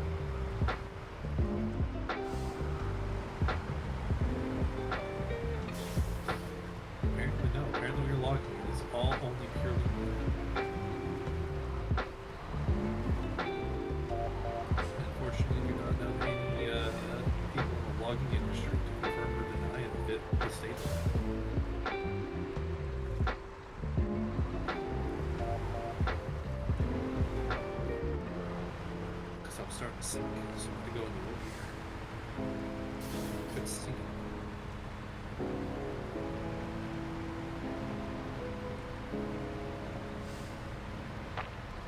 So I have to be in the wood here and turn on my diff lock. Or you get your diff lock on all the time. Which is partly why you have a low top speed.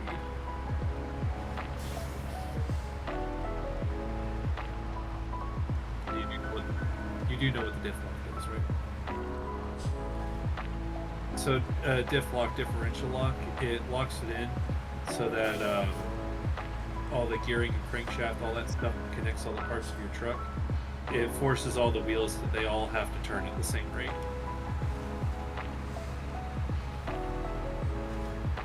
So you can catch it sometimes, like especially when you're on a hill that's got some loose ground on it.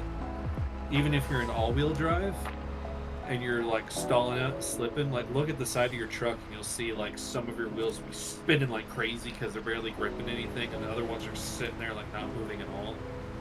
And the idea with the diff lock is when you throw it on, the one that's spinning like crazy has to get slowed down because he's basically going to crank and force that one that's not moving to actually twist.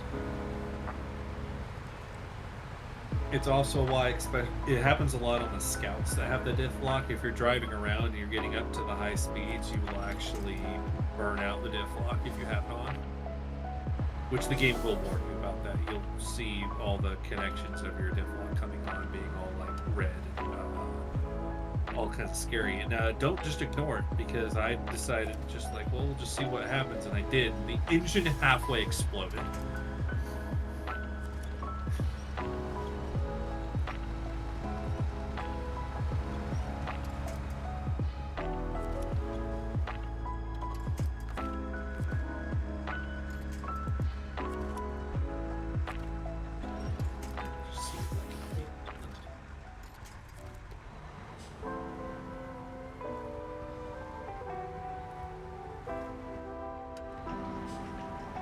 So who's going to go to which site?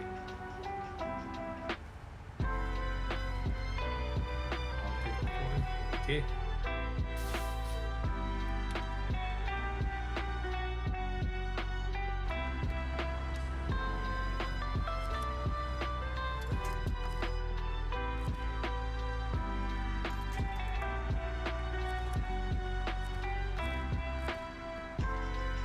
Funny, I just said a really simple game. But when you really break it down, what's the game? You drive a truck and you go from point A to point B with stuff on it. What you do in the game. And it turns into such an addicting and time-kill game.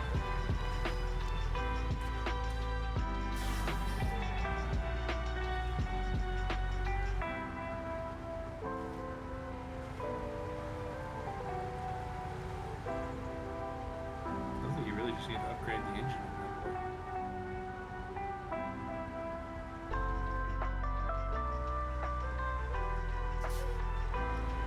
You're probably looking at me going through Tamir with that thing with the medium logs and the trailer, and able to actually pull it off with that. So you're probably looking at it. I do not believe you.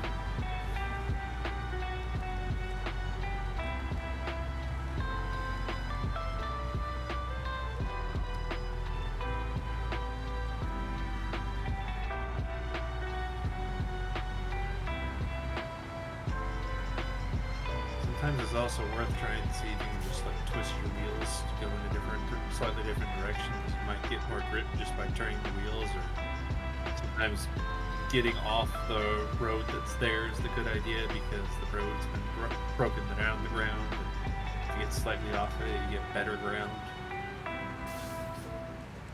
And some of those huge mud tracks that are over the road here, it's actually quicker to just go on the edge of it rather than try to go through it by on the road.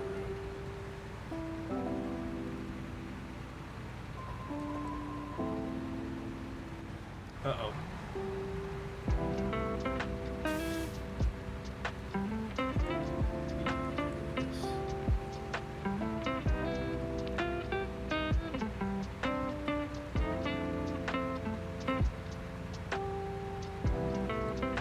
The smart home stuff works on its own system. It doesn't really need anybody else. The Ubiquity was mainly because that's brand that we use a lot because it's got the advantage of if you want to add security on there, they have a whole line of security products. They just basically roll straight into the network stuff. So like even though you have Unified Network and Unified Protect as two different apps, it's all still the same framework. It all recognizes each other. It makes it practically plug and play.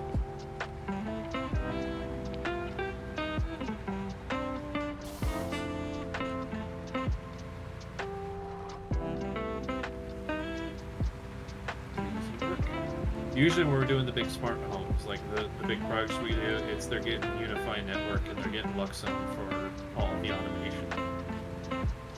And then we'll use the Unified cameras, and depending on how they want the doors to operate, Luxem will handle the locks, or we might use, especially now they're getting more access control products right now, then we'll use Unified to handle the access.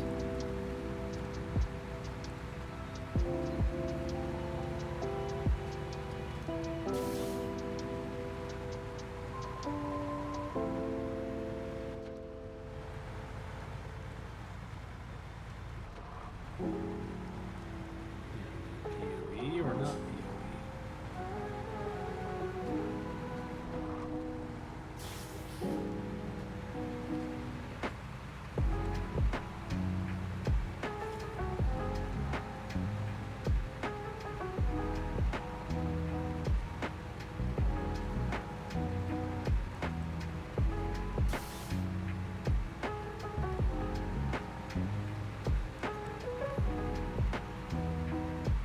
Things to be plugged in so you need your own personal switch.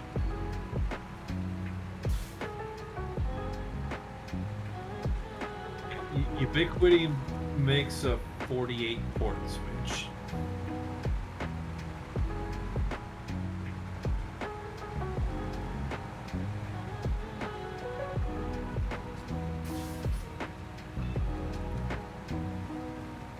And you can do a 48 port that has a 2.5 gig out.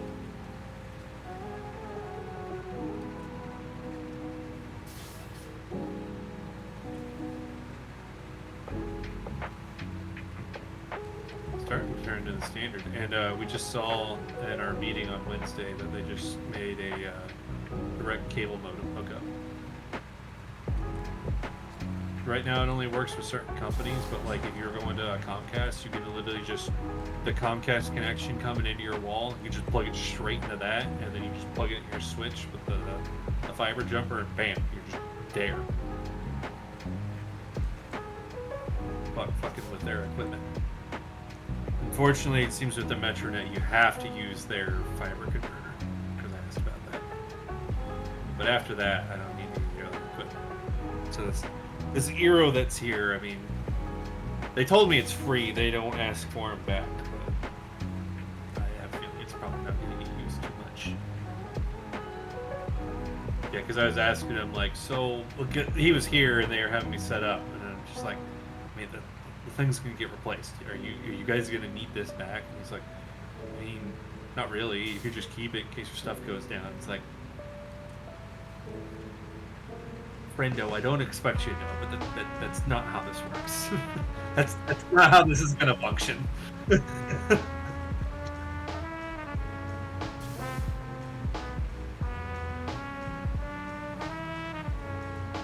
I'm also sitting there just being like, have you also tried to run two different brands of Wi-Fi equipment in a space? It's not pleasant.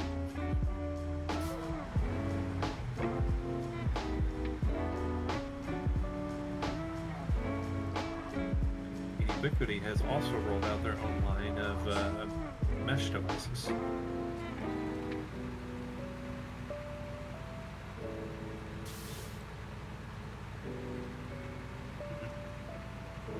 I think with the size of this house, it'll probably just be two APs. Probably one in the hallway and then one out, probably right outside the kitchen. It's gonna be my guess. Yeah, towards fireplace.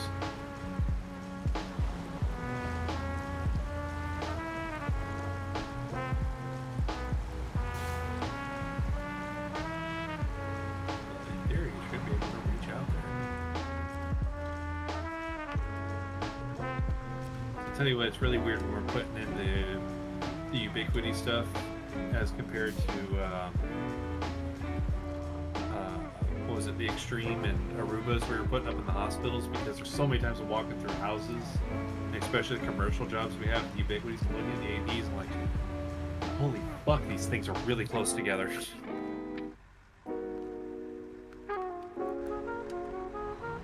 I'm I'm not sure why we get them what feels to me like really close together.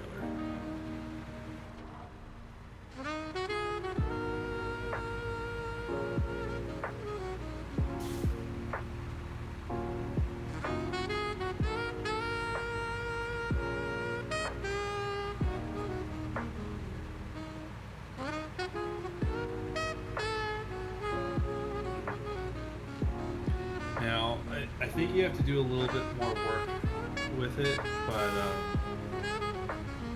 the ones that were placed for Francis Hospital, they did extreme. They were replacing everything to extreme access points, and those were nice because, um, again, I didn't get to do all the software to see what it actually looked like. Apparently, a lot of guys we were working with, they didn't get to do a lot of software either.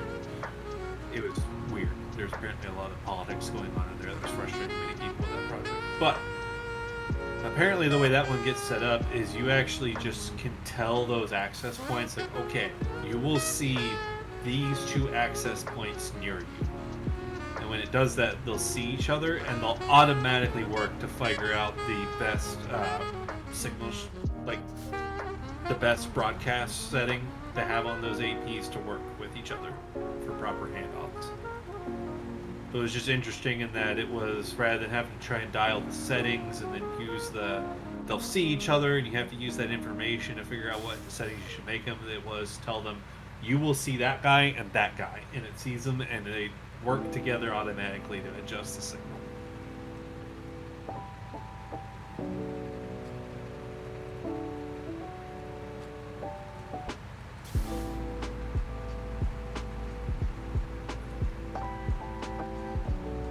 Which the funny thing is I still don't know if I'm supposed to return these or not, but somehow at the end of that project, two of those access points ended up in my vehicle that ended up in my stuff.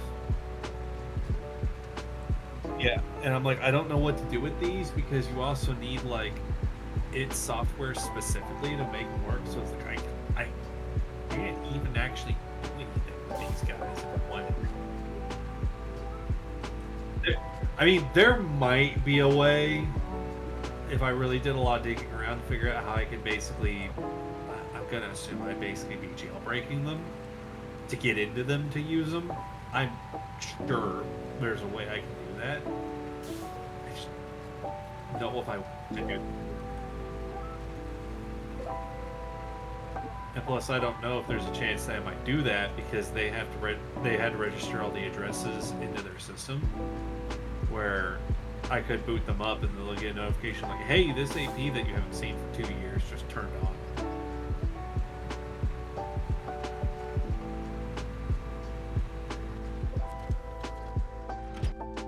The problem is like, should I try and like return these? And then sitting there like, I don't know where I'd return them to. Or to who.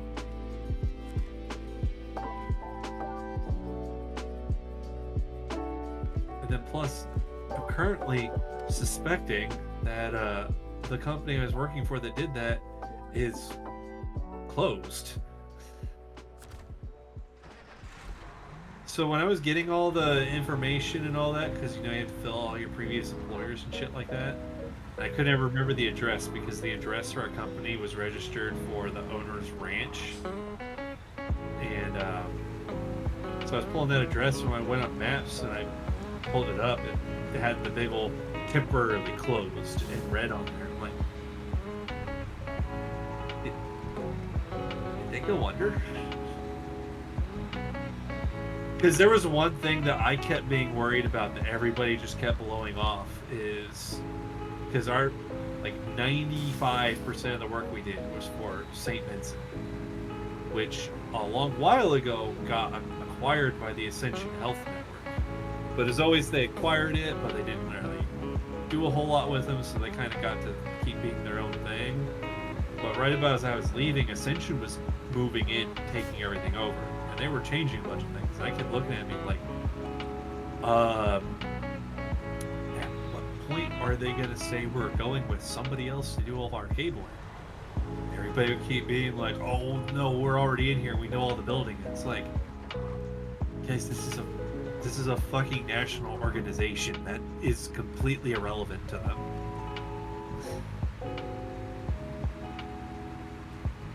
It's like they were already like getting rid. They outsourced the entire IT department. They went from everybody that worked in IT down to 2 people. They do not fucking care. It's a national U.S. company. It doesn't care about things that make sense. It'll just do shit because it'll just think it's gonna make a profit in the short term.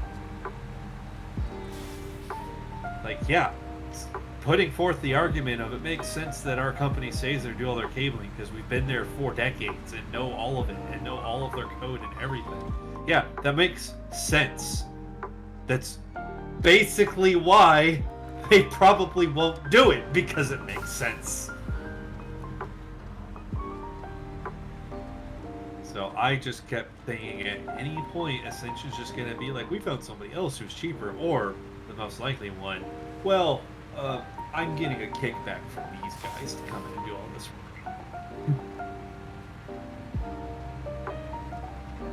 Or the even better one, I'm an investor in this electrical company that does it, so I'm going to have them do it. So I get a bigger return because that means they're going to be getting that work that I'm paying. So basically, I'm going to get paid twice.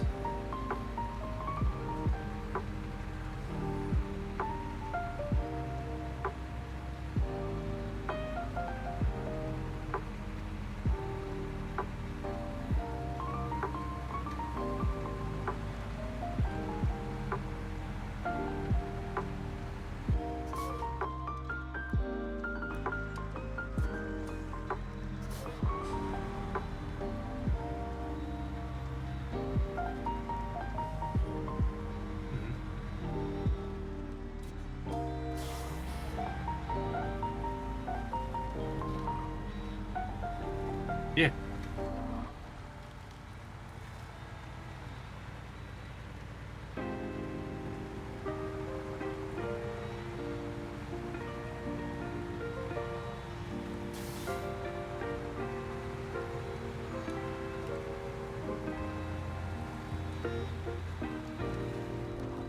Yep.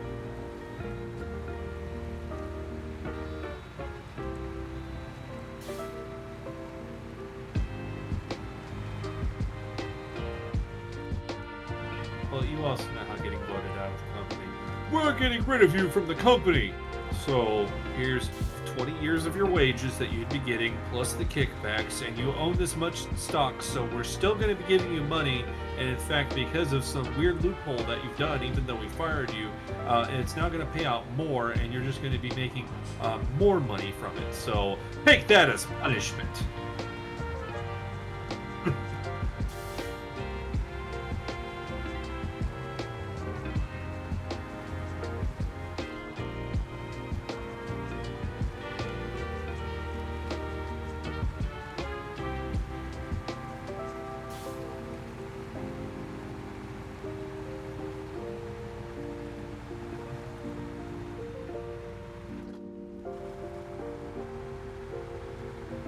Well, it's kind of like malls.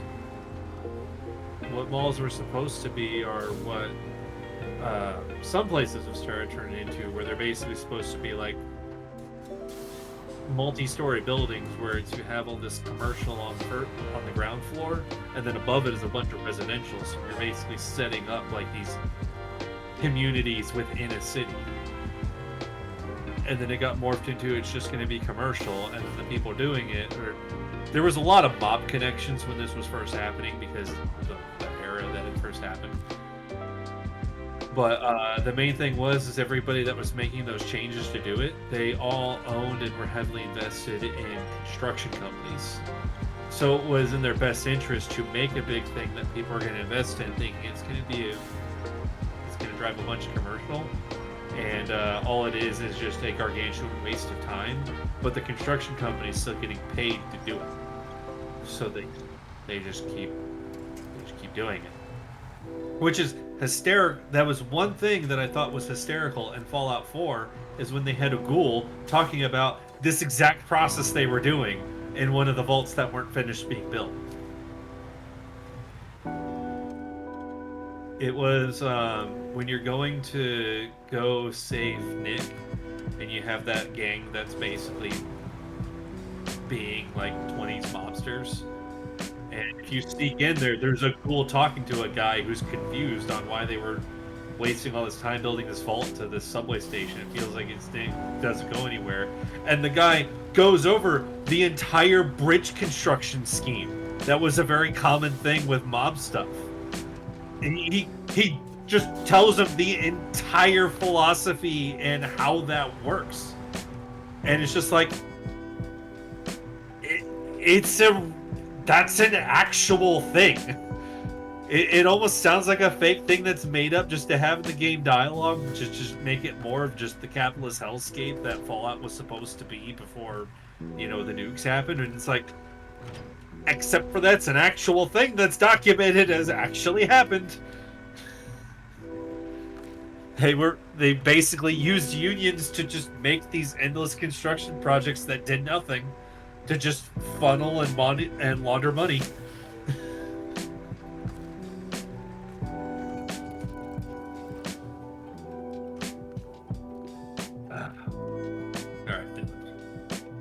Alright. I delivered my logs.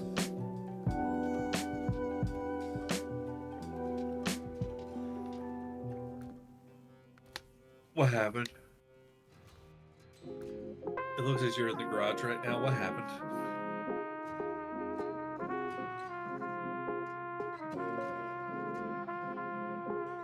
Okay. Oh my God! Why did no that no. Oh God, no! Why that one? Oh, that was the wrong path. Oh, that was the wrong path.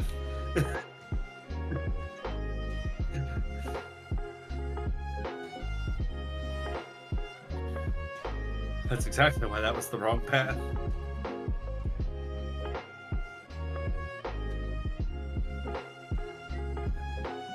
I did find a way to cudgel it that right around there, that there is a way that you can kind of force your way through the forest to get out of that. Yeah, that one's not a good time. Plus, if you had all that fun with flipping, once you get around by the shore, oh boy, are you in big risk of flipping. I had a feeling when you told me, why don't you go to the quarry with the logs? I'm like, you know what? He might be able to do it. I'm going to go with it, but I think that's the wrong decision.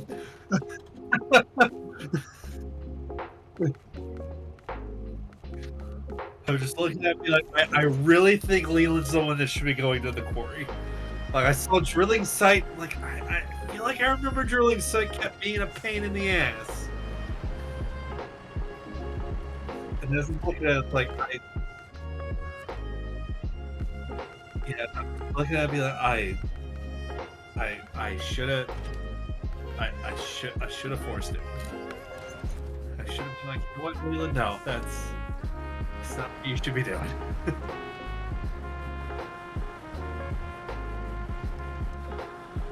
you know what? Maybe it's one of those things. If I had to let you get burned, so you knew the stove was hot.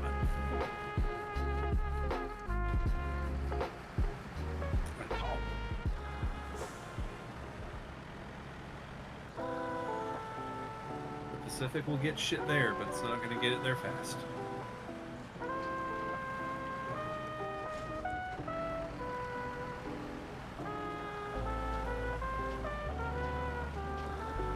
Them rocks, man.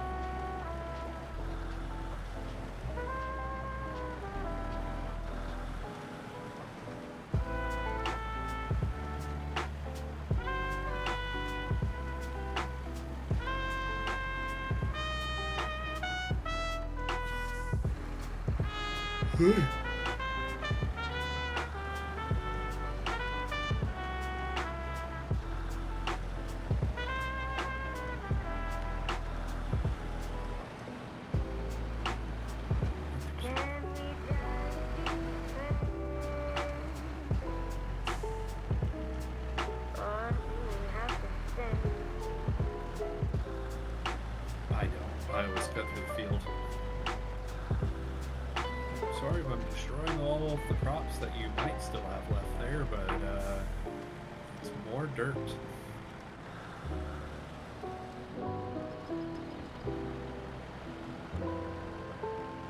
So wait, how did you get more long logs on that?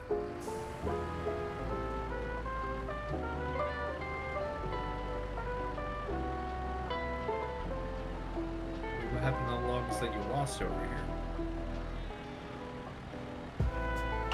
Gone. Like you removed them gone? It's your abandoned trailer. That is cash money there. I'm gonna channel my American trucker and gonna be like, I can have money on that, so I'm gonna go save the trailer so I can convert it to money.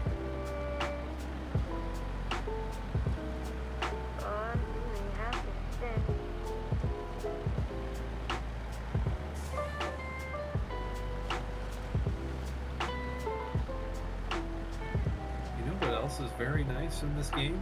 You don't have to pay for gas.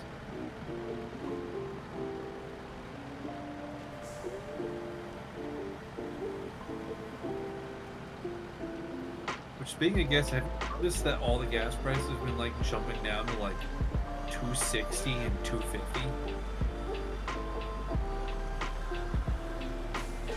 Like what did I miss happening in the state of the world that has caused this?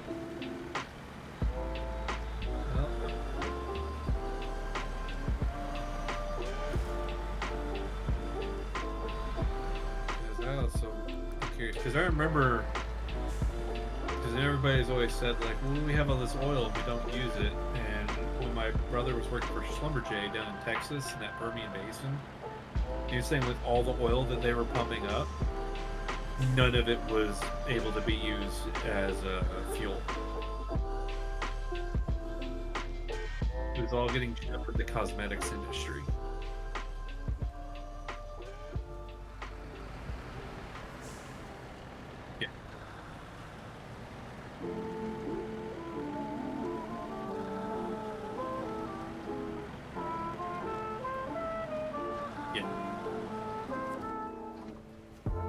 That was always the thing that got me when people were always like, we just need to drill more here, we have so much oil under us. And it's like, but just because it's oil doesn't mean it can be used as the stuff we need.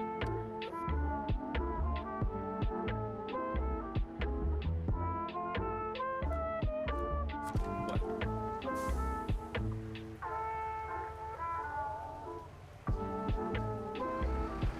I thought you were aware of that when you did not see an up arrow at it. I was wondering where you were going, because that's why I asked, like, how did you get long logs on it? Because I saw you just heading towards the drilling site. I'm like, Leland, where'd you get the logs?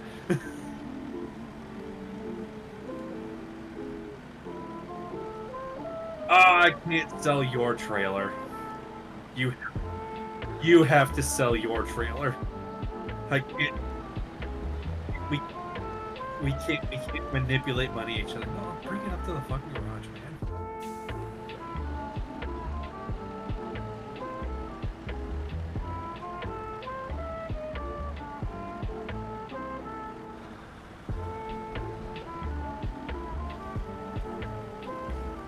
Now you understand why I was asking you the strange question of where'd you get the logs?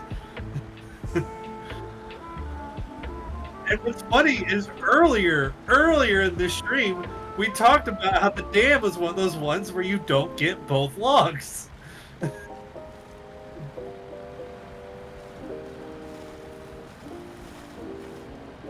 Oh god. Because it's making me work. You get to know the pains of trucking.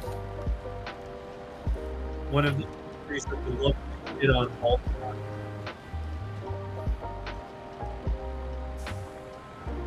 So I kinda talked over you. I didn't catch what you were saying there.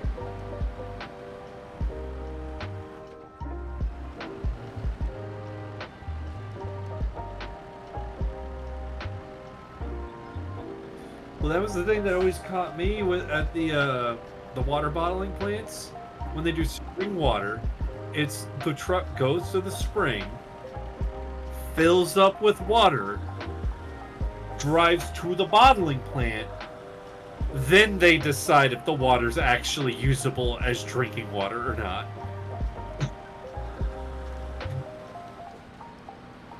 And I'm like, "What?" And I'm just when I heard that, I'm like, why don't we do it there?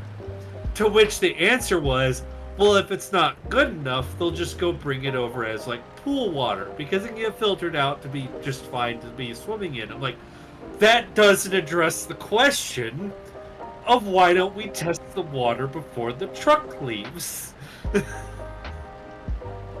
Because if you figure it out before the truck leaves, even if you're going to give that argument of will it be used for a different water use, then it can be addressed there. And then you don't waste the trip of him coming to the bottling plant.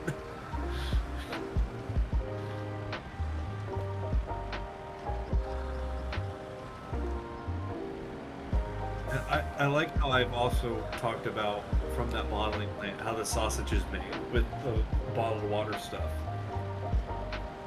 I'm still adamant. It's like, but all the waters taste different, and it's like, but Niagara and Plainfield does like 50 brands of water that all have different prices that I guarantee everybody will all taste different. And it's all Plainfield city water that's been filtered through reverse osmosis. Literally, with all those bottles of water, the procedure in the factory to change those waters was they changed the labeler. Everything else was exactly the same. They changed the labeler. That was the difference. Every single one of those brands, different prices for all those waters.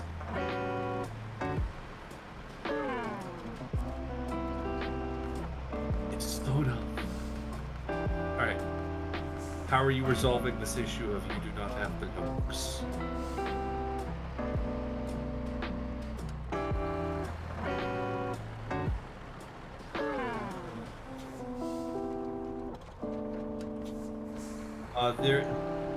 There actually is another place you could go to get them.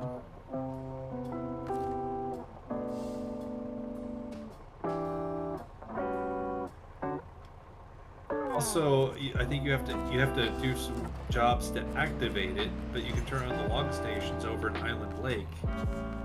But how you get to Island Lake is you have to either go down here and drive through the river, and then drive through a literal pit, and then go through the mud to get over there, or you can go through the swamp.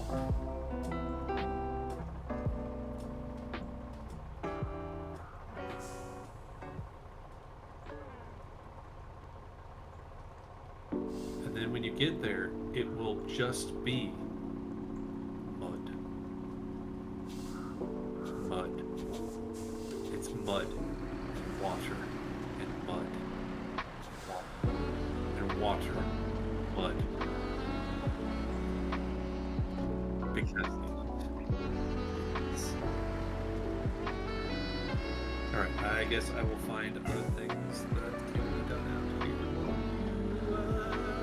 Take care of that problem. It was probably actually what I was going to do. We're going to do big time truck recovery. So, there. Green.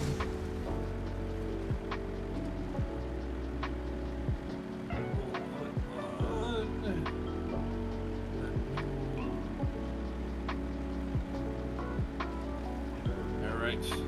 I go to save a truck.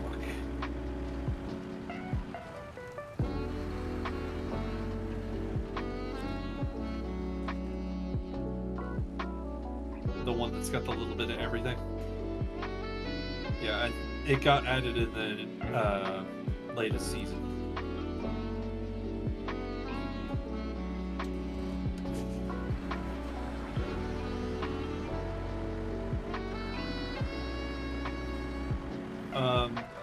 It's a one cargo slot service module with a loading crane. What's funny is those missions where you have to get like the little scout jeep, you can actually fit it in the back of that, and then you can pack it down. Kind of entertaining. Okay, I know there's a truck that's driving around out here, and I think that one is one that you can actually get, and I don't know where it's at, but I'm pretty sure the Western Star White is over here. Have we already gotten the white?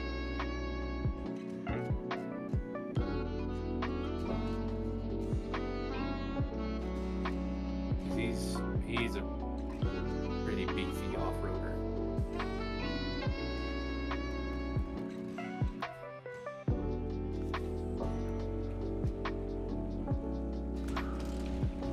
I still thought it was funny that with the volume that I have my game and speakers and stuff at, and the volume that you had it at when I was approaching you with Scud Truck, it was louder on your end of the share screen than it was for me. But boy, did you hear that thing coming for you.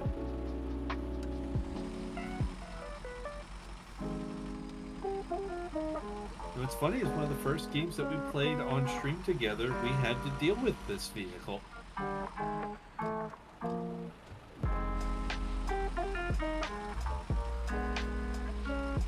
Actually, I don't think it was this particular one. I think we were probably dealing with an earlier version of it, where they're effectively uses the same thing.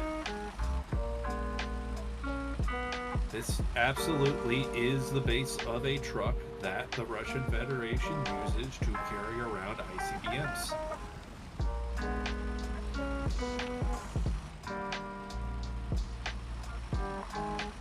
And I don't know for certain, but I'm pretty sure that's the exact reason why the cab is split. Because I know on like the earlier Scud trucks, the missile had to fit in there, and that's why the topple missiles looks fucking ridiculous, because it's got the gargantuan silo that it keeps inside of.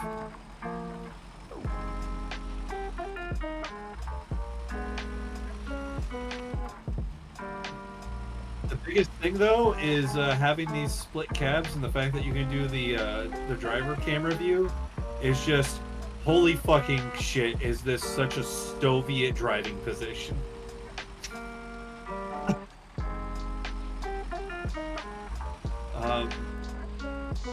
You don't? There's definitely a lot of driver training that has to be done with this thing. That's all and also the high-tech windshield wipers. How absolutely high-tech they are. See the little handle up there? That's how you use your windshield wiper.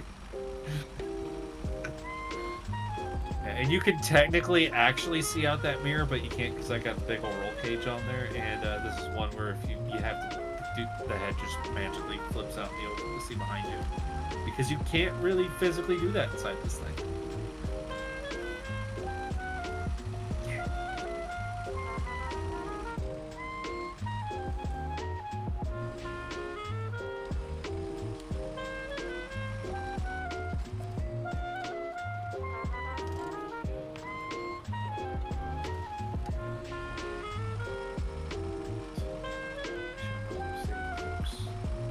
Oh no, Leland, it appears that there is some mud in front of me. Oh dearie me. Oh no, if only there was not mud. How will I ever get through the mud with Scud Truck?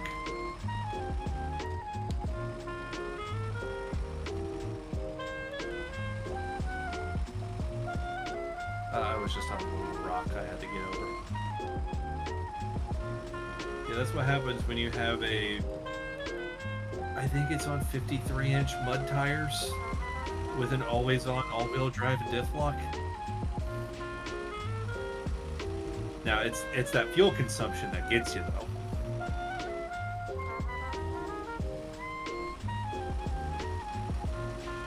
Yeah, it's 133 gallons, and it burns through on an average of 6 gallons a minute.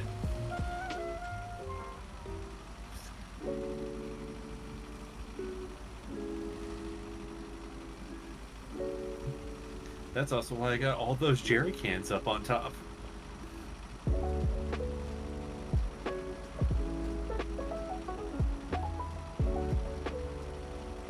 So I will say, when I had this truck, I think the only times I ever actually got Scud Truck stuck was when I had the big old crane add-ons, and it was the gear basically clipped into a tree.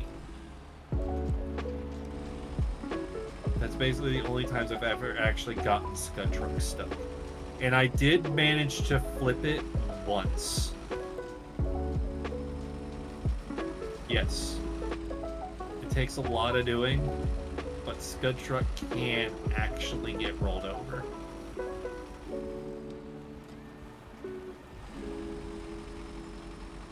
It also has the turning radius of the Siberia.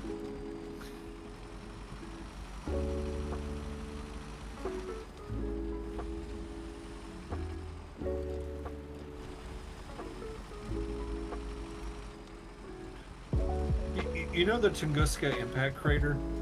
It can clear that.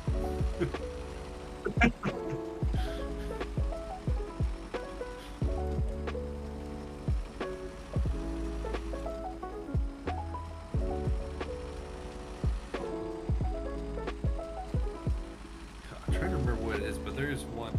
It's the Tatra. Oh my god, the Tatra has such a huge turn radius on it.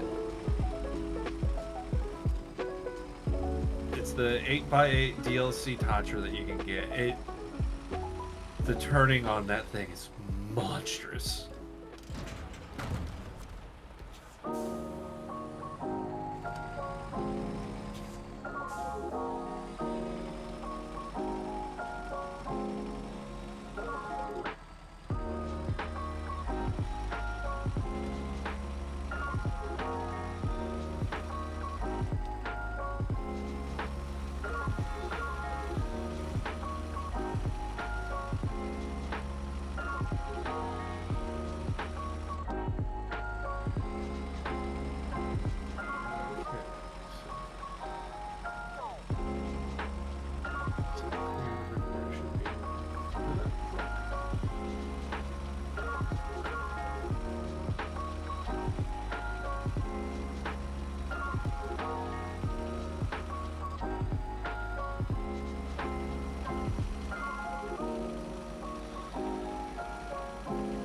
Say that Scud Truck here, it's one of those ones of it's almost not good for a beginner to have, because as much as it will just destroy any terrain that you have in front of it and just keep going, it's basically unnecessary to ever use low gear on it, so you never build the habit of having to use low gear. Right there. I've been in auto the whole time, and I'm at river. It's like, oh no, I will get a little moist.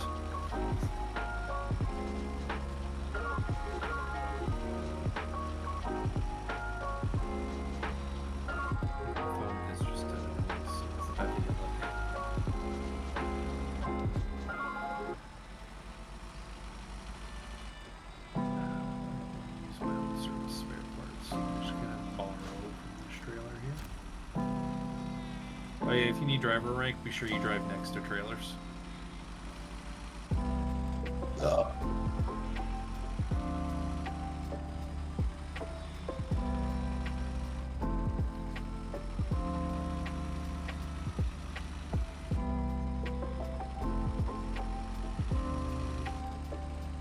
I do hate how the service trailer, you have to have it hitched on you to let it repair you.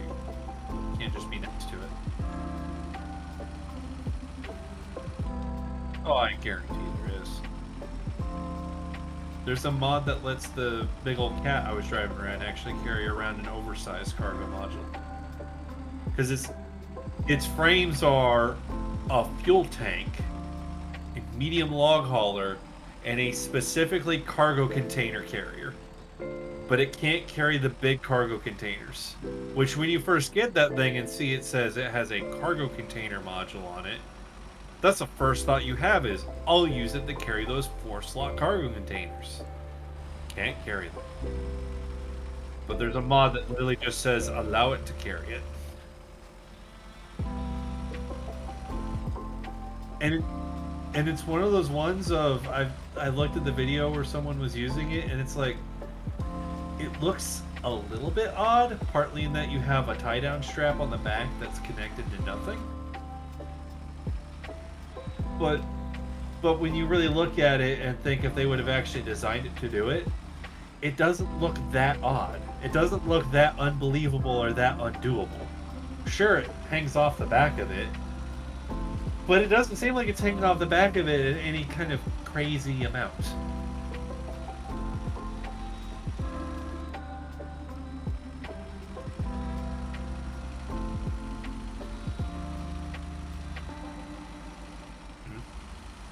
And even then, that's just a semi with a big trailer.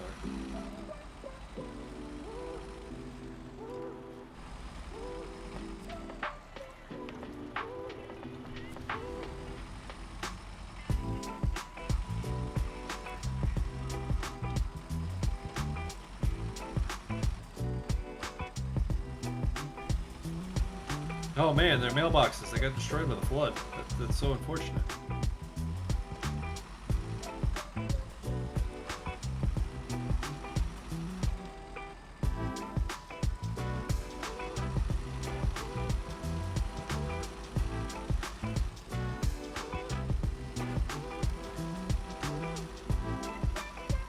Don't you have a job where you can just like do that?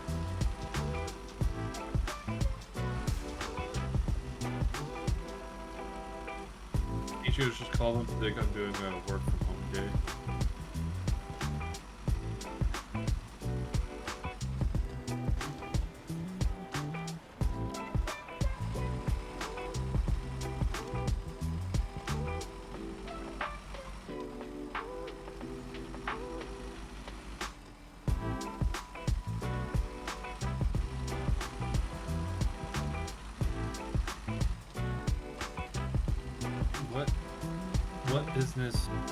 What business approves of work from home? Let's be real here.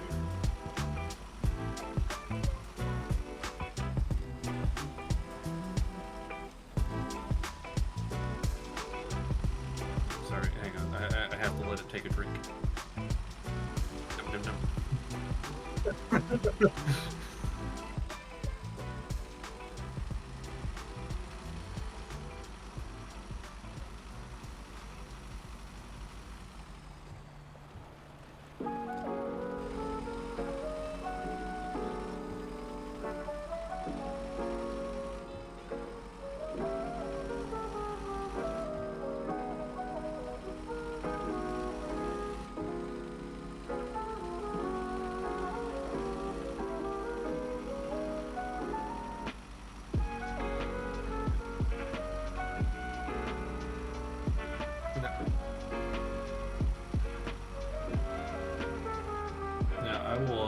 I will throw this hot take out here as somebody who has worked trade jobs, or the bulk of their actually relevant work experience in life. What office job can't be done from that office worker's house? And it's definitely not motivated in the that one golden era of where Indiana actually decided it would also do the 2-week shutdown for everybody, except all of us trade people had to work, and then it was all the office workers were on the roads, and then all of us trade people and all us truckers were like, oh my god, they're not here. We don't need to speed. We can give each other 2 semis of car length in there, and everybody's using their turn signals, and it like it. There's no one's angry on the road. Everybody's courteous and it's nice. And it's like this is a golden era for roads. Like there's nothing bad happening. There's no crashes. There's no accidents. This is fantastic. You get everywhere conveniently. Like this is what driving should be. And then at the end of the 2 weeks, the office workers came back, and everybody was cutting each other off. There was road rage everywhere, crashes everywhere. Everybody was constantly getting cut off. The highway, nothing but brake lights. Maximum speed 10 miles an hour. Down from the golden age of 70 miles an hour, consistently everywhere. And it's just, my God, it's all the office workers. It's all of them. They sit there and yell that it's the trucks, it's the work vans, but it's not. It's the office workers. They're the villains. Timbra, his eyes uncovered.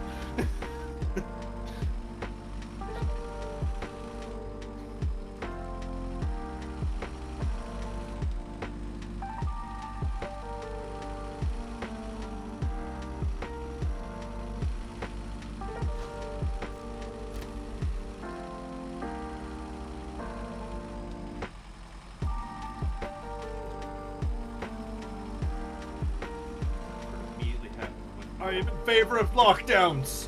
I cannot have my mind changed now.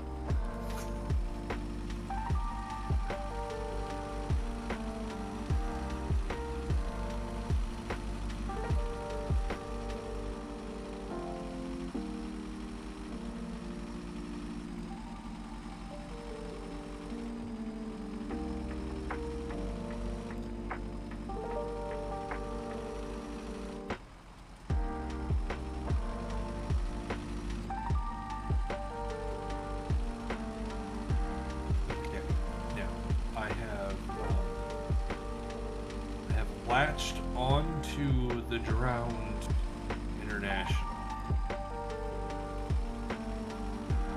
I need to remember what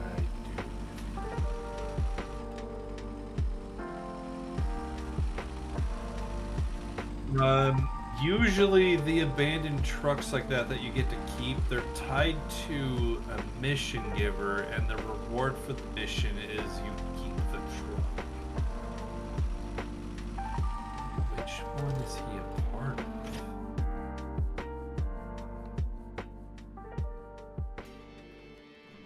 Oh my God.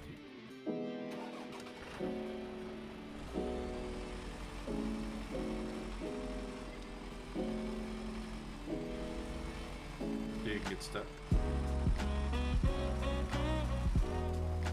Are you gonna get stuck? No. That's a different truck. You need to keep it over there. Wait, no. No, that's the white. That okay. So that's not him. This one is fix a GMC, but you don't keep it.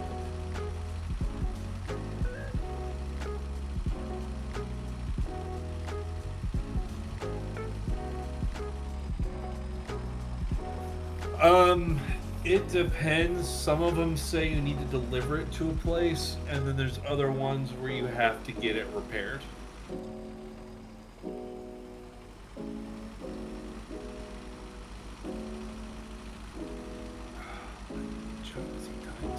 I have weapons, right? Repaired all the pipes in Alaska, and apparently only 8.4% of Snowrunner players have done that.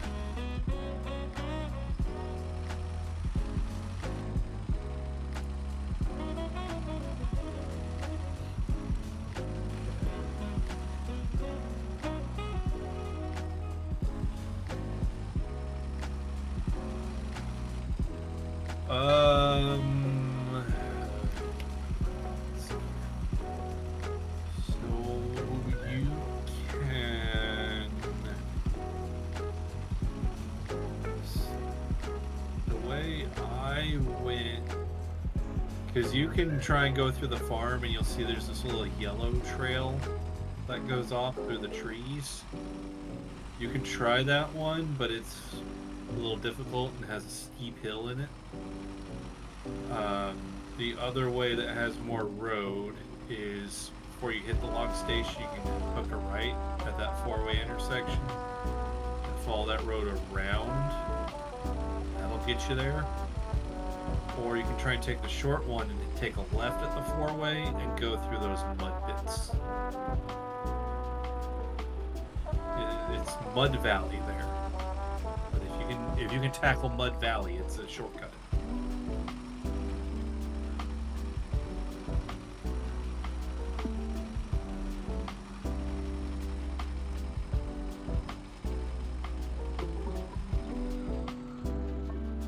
Oh, you're using Tippy Truck? Do you have a snorkel on Tippy Truck? Okay, then you might be able to make it Mud Valley. If you don't have a snorkel, some things have their engine so low that you can actually drown in Mud Valley. It's the train star.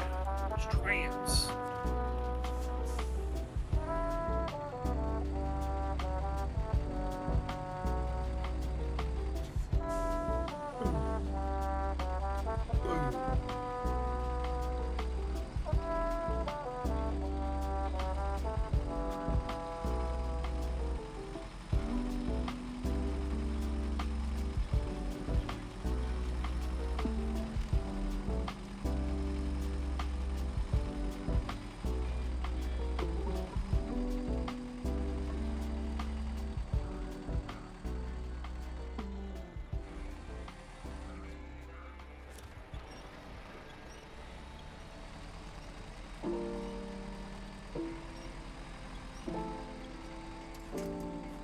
I like how this truck on one of its pros is just free.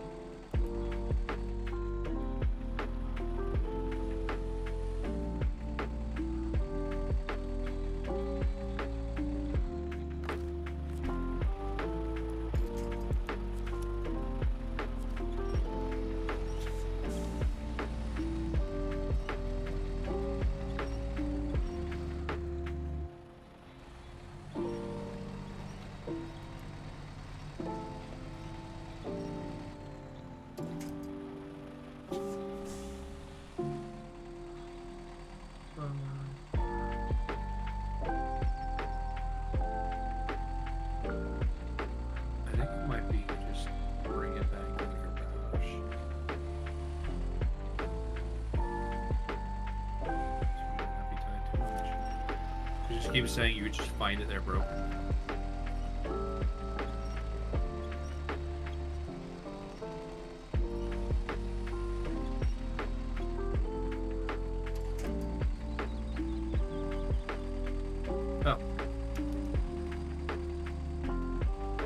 Oh. Oh! Okay. Hey, Lena. Detour yourself for a second. Just park the truck somewhere where you're not, buried in mud.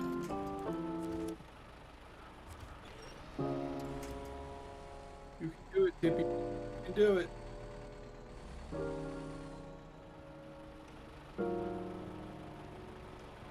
You need to go around further. You need to go on the outside of that rock and through those trees. You're too soon.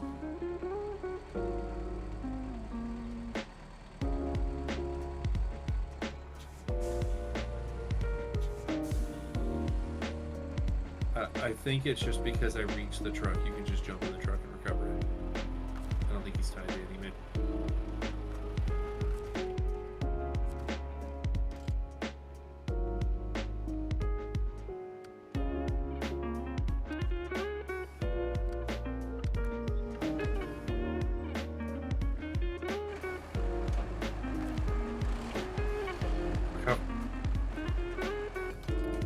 Yeah, there you go. You got a free truck. I don't know if it's really all that useful of a truck, but it's a free truck.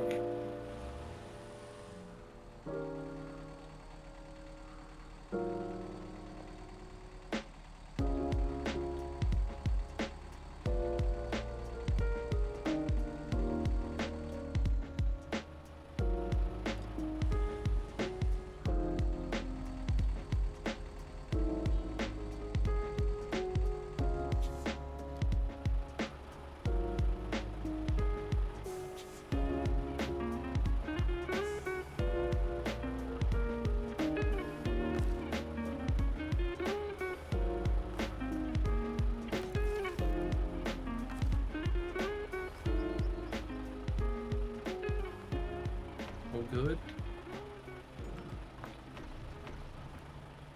Well, that's a fun bit of trivia. The German guy who made the semi-truck apparently did it because he needed a way to carry his boat. So I was like, and just see that, and I'm like, yeah, that sounds exactly the reason why that would be invented.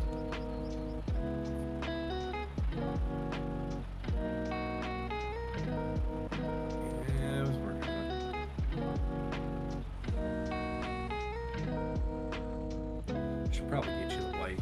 He's the one that's in the loading screen for Smithville Dam. He's a patrol boy doomed off-road.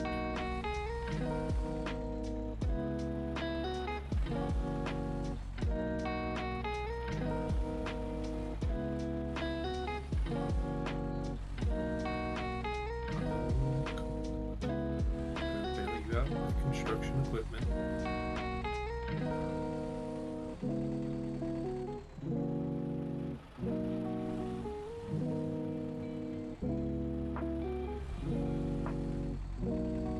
Did you get mud tires on the Bandit?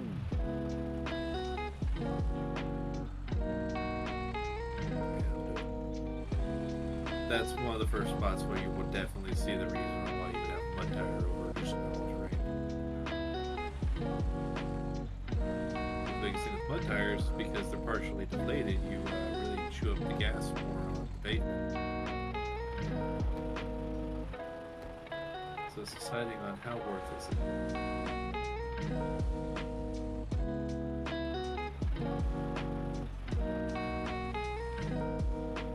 One thing that sucks with this guy is you can't snorkel, so you've got to watch out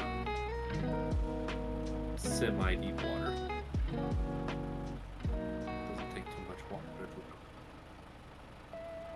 drown. It was one of the wheels was going in. It's very strange to drive truck. Everybody says that it has a skill cap to figure it out. Especially to be like, I see woods on that mountain. I will simply Skyrim horse through them with this truck.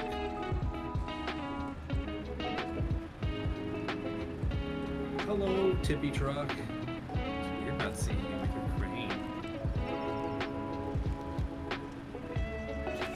Come along, Leland. Why did the winch break? What did you do?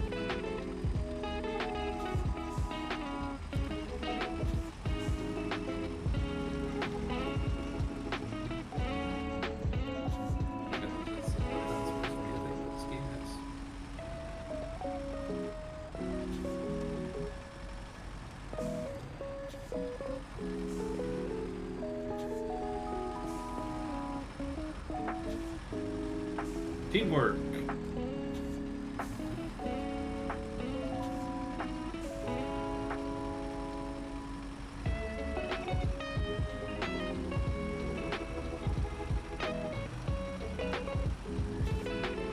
But it didn't say excellent. You tried to go into very deep mud.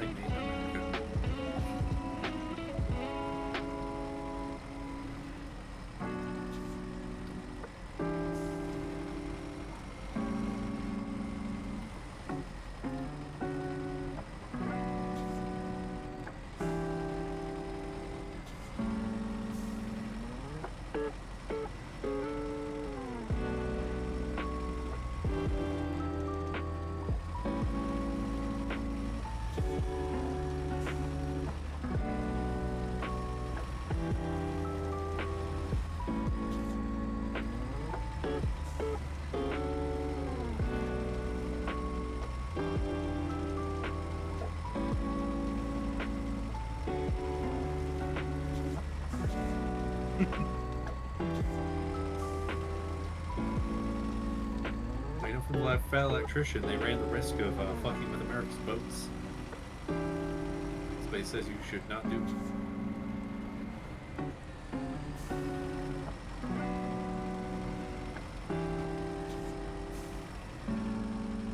I already know how much you complain about those. I definitely get need to pull you.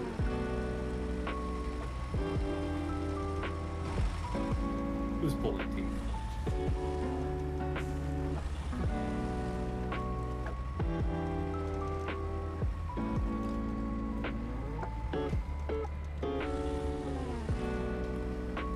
My first person just looks strange.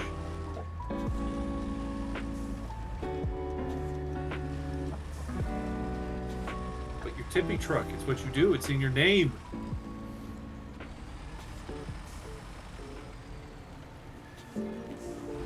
Alright, where are you going?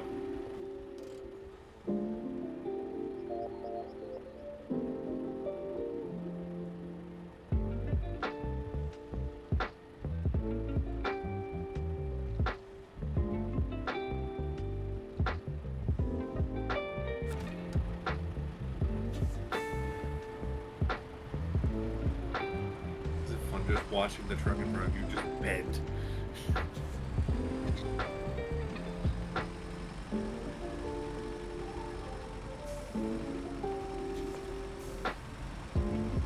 I think most insects should be doing stuff that way.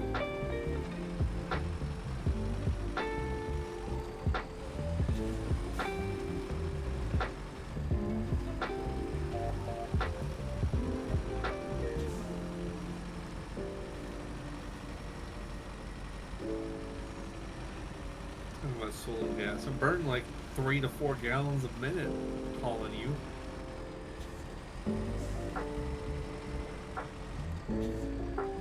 Jesus fucking Christ, man.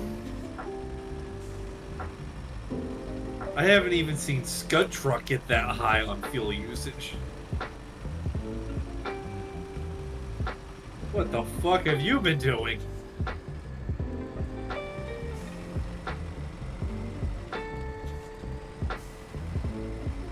Somebody's overworking their trucks.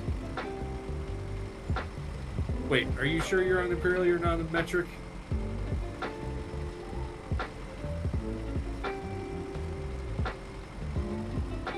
Okay. Alright, now the numbers make sense.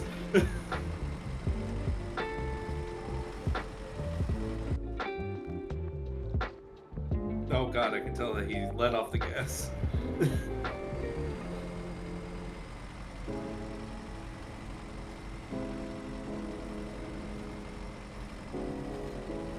Yeah.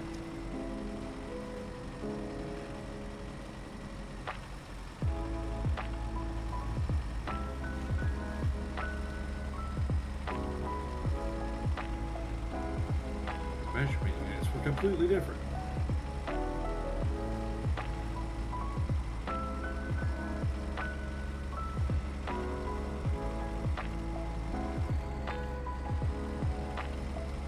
You can see some moments there, like when we're going over the angles, how I'll have like the middle wheel will just be spinning like crazy while the other ones aren't moving much.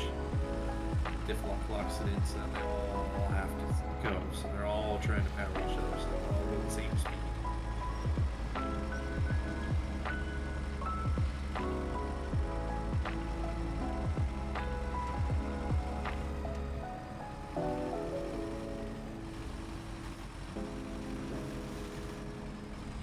Do you not have some jerry cans on top of you?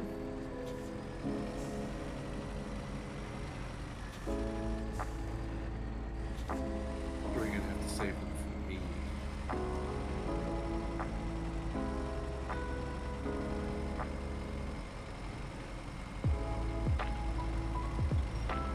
It was a little bit of a fun diversion. I don't know why you think it's the end of the world.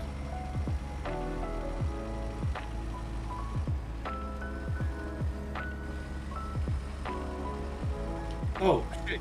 You know what? I have not been hauling you properly. Hang on, I need to fix that.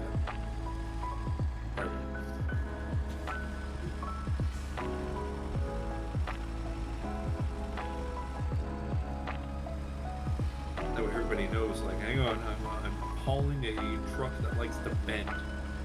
I bend for a purpose. He bends for, oh God, why? Why is it doing that?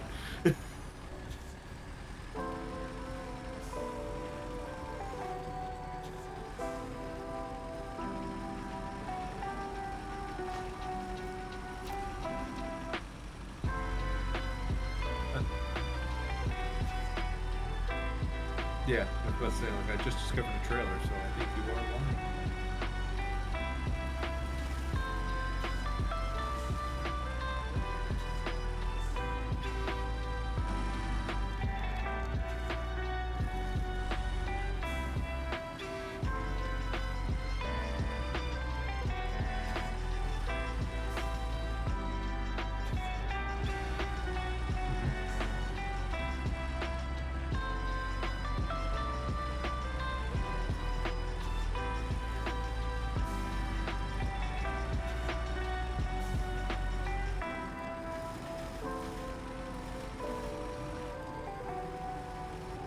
But time consuming for the payments.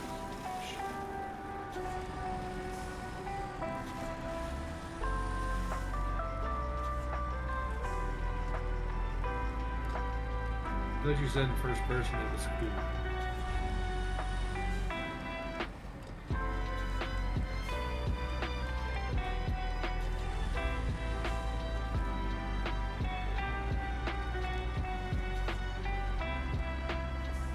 Now, what gets really intense with this thing is when you're really doing some serious off-road stuff and you get stuck in a mud pit, and then you use the bending to really just like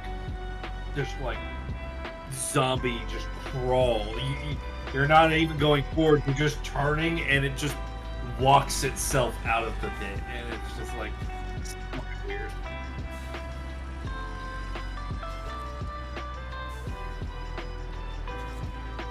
You have not done these stages to turn this into an oil rig. And you know, the very, very strong and well-established Michigan oil industry. Did you take the winch off?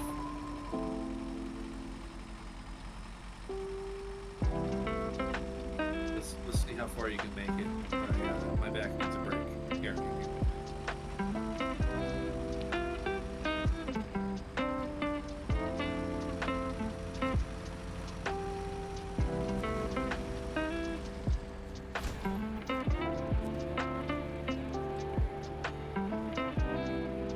Yeah, I got 132,000 money.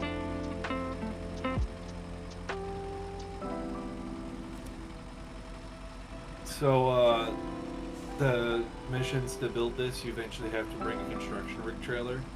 I did everything, and where I was about to get the construction rig trailer, the stands that are in the trailers to hold them up when they're not in a truck, it caught on a hill of a mud pit, and it took me like an hour to free the trailer. I was like literally 5 feet from the goal. It's like, no! No! You got damaged?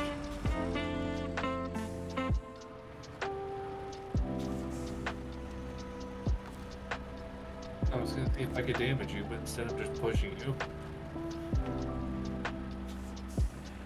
My construction truck appears to be mightier than yours.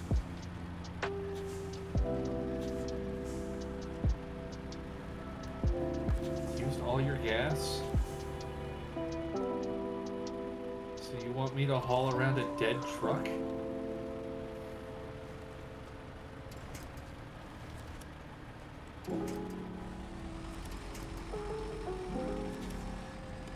He's trying to catch me with a winch on me. I don't know if I can get into this winching.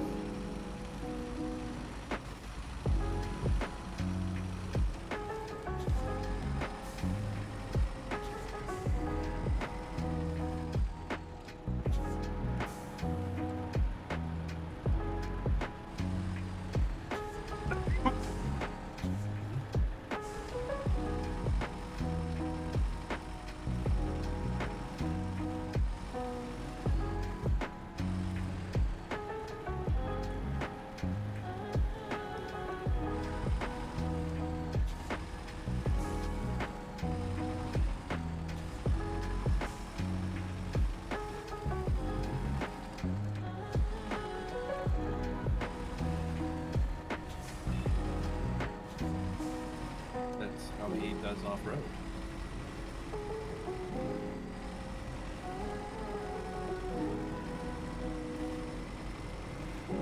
Probably not. It's a construction equipment.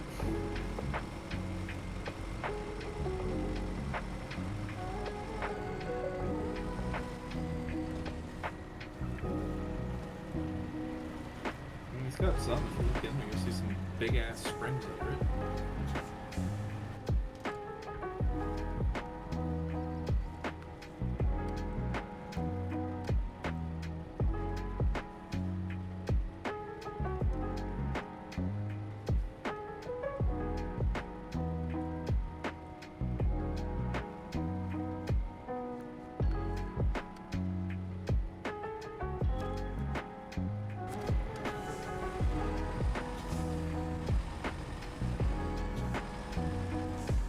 How much of each of those?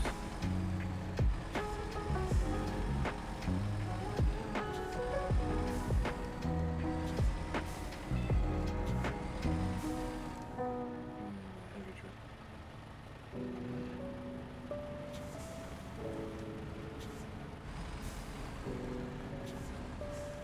Yeah. We're gonna go a different way. Turn the diff locks on to deal with the rocks. We're going on an adventure. That's what we're doing. Adventure! And you're probably in the back like, oh god, why? Meanwhile, I'm just up here in the cat, just like out their mouth. Adventure!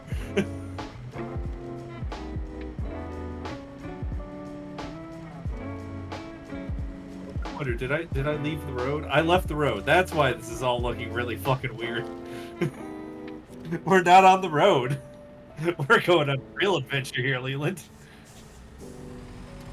Alright, back up. We're backing up. Backing up. Backing up. Backing up. There's the road. I see the road now. Okay. Yeah, that happens a lot on these little side trails. Alright, now I have to do all of the weird arcane wizardry of Bend.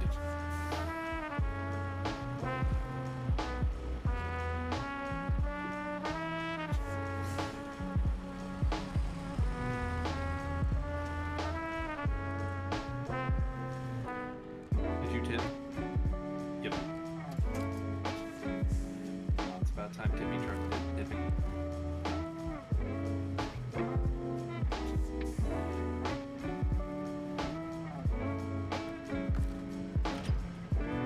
The trailer is cash money.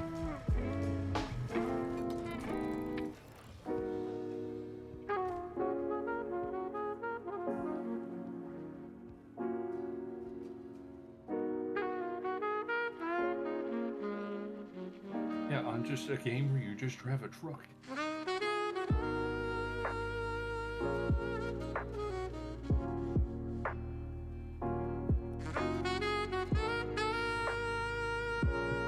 Now, like right the fuck now, when you're trying to go to Betty Buys. I have to be at work as well.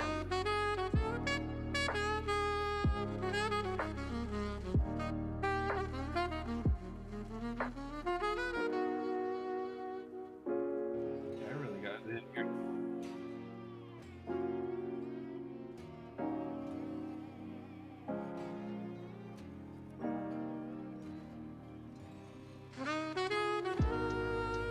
Yeah, it's been not fun. Moving takes a lot of time. Causes a lot of your hobbies to go away.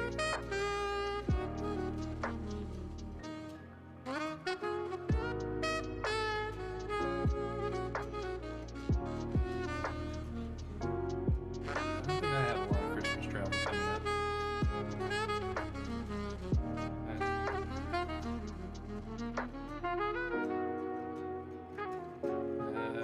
We'll see. Mainly because they don't tell me if people are coming or not. But a lot of my cousins are the main people I care about because they're in a more rural, not as not as well off area, that means that time off stuff is something that is whispered in hushed circles. It is basically a dark art, and you don't get much of it.